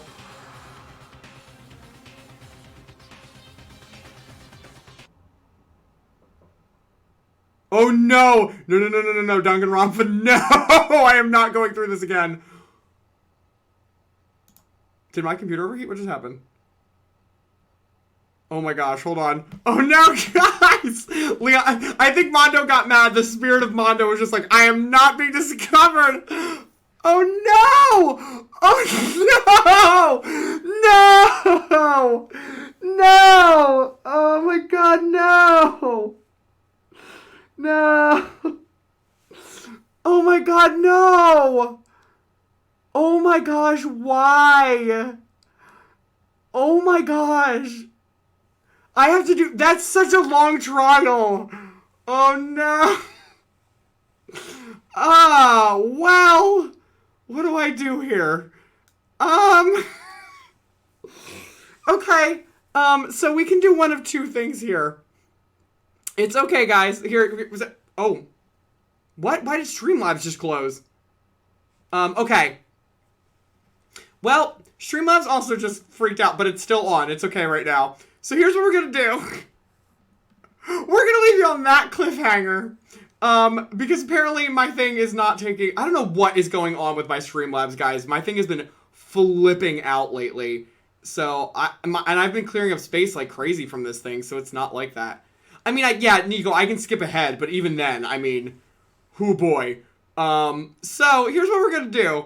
I was going to just pull it up on Google Chrome and then play it, like play the scenes, because you can just watch someone else do it, we can talk about it. There's not much left of the trial anyway, at all.